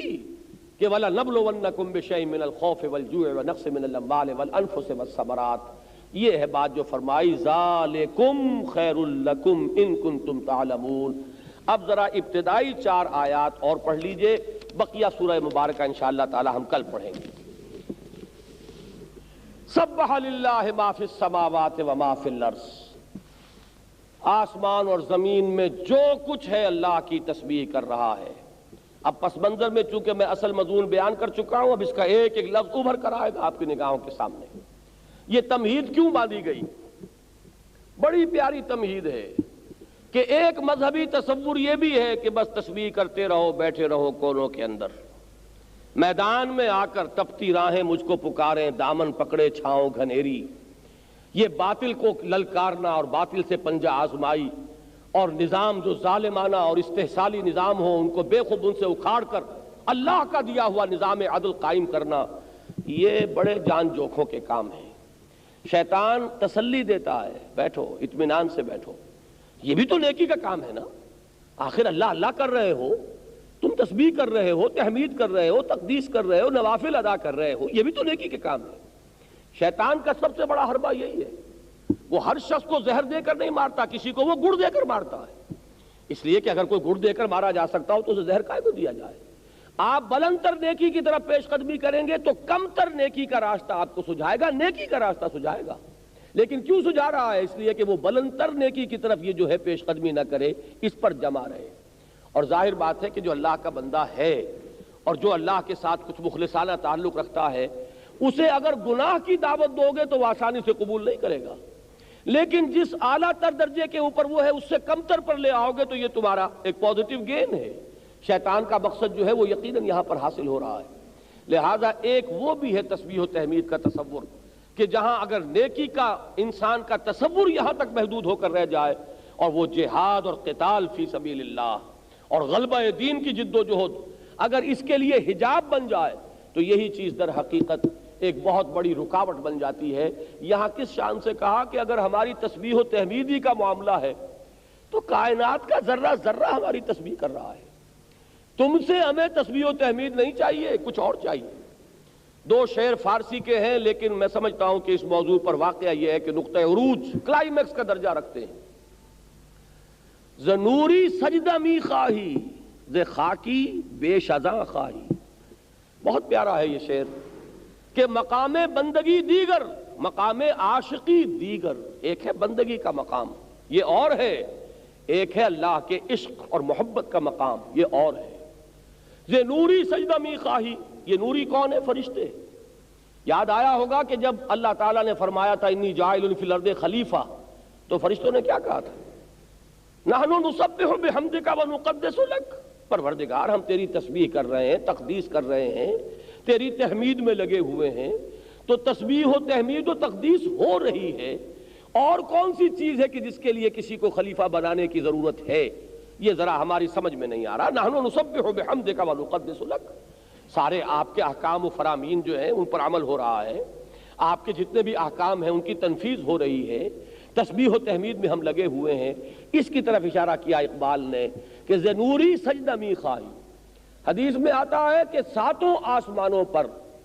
ایک بالش بر جگہ بھی خالی نہیں ہے جہاں کوئی نہ کوئی فرشتہ یا سر بسجود نہ ہو یا کھڑا ہوا نہ ہو اللہ کے سامنے ہاتھ باندھے ہوئے۔ معلوم ہوا کہ تسبیح و تحمید جو ہے اس کی تو اللہ کے ہاں کوئی کمی نہیں تھی۔ زنوری سجدہ می خواہی ز خاکی بے شزاں خواہی، اس خاکی سے اللہ کو کچھ اور درکار ہے۔ کیا درکار ہے؟ شہادت بر وجود خود ز خون دوستاں خواہی، اللہ تعالیٰ اپنے وجود، اپنی توحید، اپنی کبریائی، اپنی حاکمیت پر اپنے اس بندے کے خون سے گواہی چاہتا ہے۔ یہ ہے انسان کا مقام اور مرتبہ، انسان سے جو کچھ مطلوب و مقصود ہے یہ ان تین آیات میں کھل کر بات آئے گی کہ جہاں تک تسبیح و تحمید ہے اللہ کا، اس کائنات کا ذرہ ذرہ جو کچھ آسمان و زمین میں ہے اللہ کی تسبیح کر رہا ہے۔ وَهُوَ الْعَزِيزُ الْحَكِيمُ، اور وہ العزیز ہے، زبردست ہے، الحکیم ہے، کمال حکمت والا۔ یا ایھا الذین آمنوا لم تقولون ما لا تفعلون، کل اشارہ کر چکا ہوں اس آیت کی طرف، اہل ایمان کیوں کہتے ہو جو کرتے نہیں؟ تمہارا قول کچھ، تمہارا عمل کچھ۔ کہو تم یہ کہ میں اللہ کو مانتا ہوں، عمل تمہارا اللہ کے احکام کو توڑنے والا۔ کہو تم یہ کہ مجھے محمد الرسول اللہ صلی اللہ علیہ وسلم پر ایمان ہی نہیں، عشق ہے۔ کسی نعت خواں کا تصور کیجئے، وہ جو زمین و آسمان کے قلابے ملا رہا ہوتا کھڑا ہوا حضور کی شان میں بھی اور حضور کی مدح میں بھی اور حضور کے ساتھ اپنے جذبات کا اظہار جو کر رہا ہوتا ہے، لیکن اکثر و بیشتر صورت دیکھیے تو اس پہ وہ سنت نبوی بھی کہیں ڈھونڈے سے نظر نہیں آئے گی، شکل کے اوپر بھی۔ باقی زندگی میں کیا ہے اور کیا نہیں ہے، شب و روز کیا ہے اور کیا نہیں ہے، صبح سے لے کے شام تک کن کاموں کے اندر انسان لگا ہوا ہے، وہ کیا ہے اس کو چھوڑیے۔ عین اس وقت جبکہ وہ زمین و آسمان کے قلابے اپنے جذبات کے اظہار کا وہ جو کر رہا ہوتا ہے، تو اس وقت بھی اس کے چہرے کو دیکھیے تو نظر آئے گا کہ سنت رسول وہ وہاں شکل پر موجود ہے۔ لما تقولون ما لا تفعلون، کیوں کہتے ہو جو کرتے نہیں؟ کبر مقتا عند اللہ ان تقولوا ما لا تفعلون۔ اس آیت کا، بلکہ اس کا جو یہ لفظ مقت آیا ہے، اس کا مفہوم اگر آپ نہیں سمجھیں گے تو جو یہاں پر اللہ کا غیظ اور غضب جو ظاہر ہو رہا ہے وہ واضح نہیں ہوگا۔ مقت اصل میں کہتے ہیں بیزاری کی کیفیت۔ اس کو یوں سمجھیے کہ ایک ہے جسے ہم غضب کہتے ہیں، غصہ۔ ہم یہ سمجھتے ہیں کہ شاید یہ زیادہ شدید کیفیت کا نام ہے، غضبناک۔ حالانکہ اگر آپ منطقی طور پر ایک چیز کا جو ایک ترتیب ہے ان کیفیات کی اس کو پیش نظر رکھیں، غصہ اس پر آتا ہے جس سے کوئی توقع ہوتی ہے۔ آپ کو توقع تھی بھلائی کی، اس نے کی برائی، غصہ آئے گا۔ آپ کو توقع تھی اس سے کہ وہ اس امتحان کے اندر بڑے اچھے نمبر لے گا آپ کا بیٹا، لیکن ہو گیا وہ فعل، غصہ آئے گا۔ غصہ جو ہے اس کے اندر جو ہے ایک توقع کا ہونا لازم ہے۔ توقع کچھ اور تھی، ہوا کچھ اور ہے۔ وہ جو غالب نے کہا ہے کہ جب توقع ہی اٹھ گئی غالب، کیا کسی کا گلہ کرے کوئی۔ جب توقع ختم ہو جاتی ہے تو اب ایک بیزاری کی کیفیت پیدا ہوتی ہے، اس کی طرف دیکھنے کو جی نہیں چاہتا، اس سے گفتگو کرنے کو جی نہیں چاہتا۔ یہ غضب سے اگلا مرحلہ ہوتا ہے بیزاری کی کیفیت، اور یہ ہے وہ کہ جو لفظ مقت کا اصل ہے، مفہوم۔ چنانچہ عرب میں ایک رواج تھا کہ ایک شخص مر گیا، اس کی فرض کیجئے کہ 5 بیویاں تھیں، اب جو اس کا وارث بنا بڑا بیٹا، وہ تو ظاہر بات ہے کہ ایک ہی بیوی کے بطن سے ہے، باقی 4 اس کی جو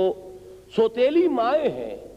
عرب میں رواج یہ تھا کہ انہیں بھی وہ اپنے گھر میں ڈال لیتا تھا اپنی بیویوں کی حیثیت سے، گویا کہ یہ بھی باپ کی وراثت ہے جو اسے منتقل ہوئی، اور یہ بھی ان کے ہاں ایک نکاح قرار دیا جاتا تھا لیگل، اگرچہ کہتے تھے کہ یہ نکاح مقت ہے، یہ ہے بڑی بیزار کن شے، ہے بہت بری شے، لیکن بہرحال ان کے ہاں اب اس سے بھی جو اولاد ہوگی وہ اس کی لیگل اولاد وہاں پر تسلیم کی جاتی تھی۔ اسلام نے جو اصلاحات کی ہیں اور ان چیزوں کو ختم کیا ہے، وَلَا تَنْكِحُوا مَا نَكَحَ آبَاؤُكُمْ، وہ آیت جو نازل ہوئی کہ یہ چیز جو ہے مقتا، یہ بڑی ہی بیزاری والی اور بڑی ہی مکروہ کیفیت تھی کہ جو تمہارے ہاں چلی آ رہی تھی، وہ لفظ مقت ہے جو یہاں لائے،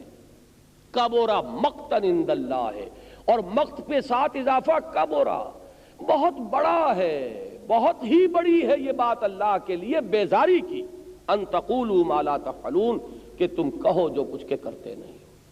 تمہارا دعویٰ کچھ ہے، تمہارا قول کچھ ہے، دعوے ہیں اللہ سے عشق اور محبت کے، دعوے ہیں عشق محمدی کے، تمہارا طرز عمل یہ ہے کہ باطل کے غلبے پر مطمئن ہو کر بیٹھے ہوئے ہو، زیادہ سے زیادہ کوئی ٹیبل ٹاک ہے، کوئی گفتگو ہے، صرف یہ کہ زبانی کلامی کچھ اسلام کے حق میں کچھ باتیں کہہ دی ہیں، کچھ ماحول میں یہ برا ہو رہا ہے، یہ حالات خراب ہو رہے ہیں، اس پر کچھ اظہار تشویش کر دی، باقی یہ کہ صبح سے اٹھ کر جو لگے تو ساری محنت ہو رہی ہے اسی ماحول میں زیادہ سے زیادہ پاؤں پھیلانے، اسی ماحول میں زیادہ سے زیادہ دولت جمع کرنے، اسی ماحول میں زیادہ سے زیادہ اپنے آپ کو اسٹیبلش کرنے، اسی ماحول میں پھلنے پھولنے اور پھیلنے کے لیے ایک ایک لمحہ اور ایک ایک پیسہ لگ رہا ہے۔ یہ ہے در حقیقت قول و عمل کا وہ تضاد، یہ ہے لما تقولون ما لا تفعلون، کبر مقتا عند اللہ ان تقولوا ما لا تفعلون۔ شان نزول کی روایات میں آپ کو مل جاتا ہے کہ ایک جگہ کچھ لوگ بیٹھے ہوئے باتیں کر رہے تھے اور وہ کہہ رہے تھے کہ ہمیں اللہ سے بڑی محبت ہے، اس پر یہ آیات نازل ہوئیں۔ تو یہ اصل میں یہ اس طرح کے واقعات جو ہیں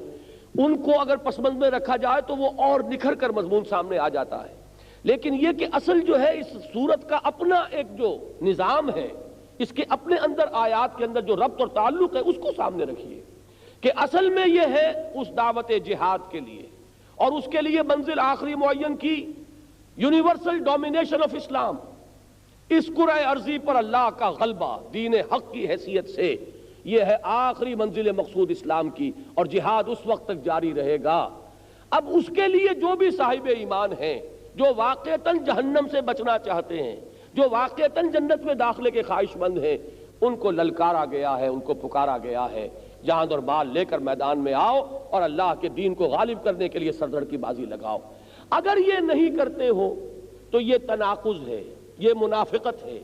یہ تضاد ہے کہ کہہ کچھ رہے ہو کر کچھ رہے ہو۔ تمہارے ایمان کا تقاضا وہ ہے انما المؤمنون الذین آمنوا باللہ ورسولہ ثم لم یرتابوا وجاہدوا باموالہم وانفسہم فی سبیل اللہ۔ اب یہاں نوٹ کیجئے چوتھی آیت، اس پر درس آج کا میں ختم کر دوں گا۔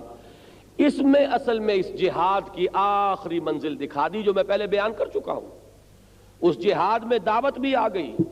اس جہاد میں اپنے نفس کے ساتھ مجاہدہ بھی آ گیا، اس جہاد میں دعوت و تبلیغ کے لیے جان اور مال کھپانا بھی آ گیا، اس جہاد میں تنظیم کے مراحل طے کرنا بھی آ گیا، اس میں وہ پیسو ریزسٹنس بھی آ گیا کہ مار کھاؤ ہاتھ مت اٹھاؤ جو 12 برس تک مکے میں رہا، اس میں اقدام کا مرحلہ بھی آ گیا، اور آخری مرحلہ کیا تھا؟ جان ہتھیلی پر رکھو میدان میں آؤ۔ اس کو یہاں پر آخری اس منزل کو لے آئے سامنے، جان لو اگر اللہ سے محبت ہے، ان اللہ یحب الذین یقاتلون فی سبیلہ صفا کانہم بنیان مرصوص، جان لو اللہ کو تو پھر وہ محبوب ہیں،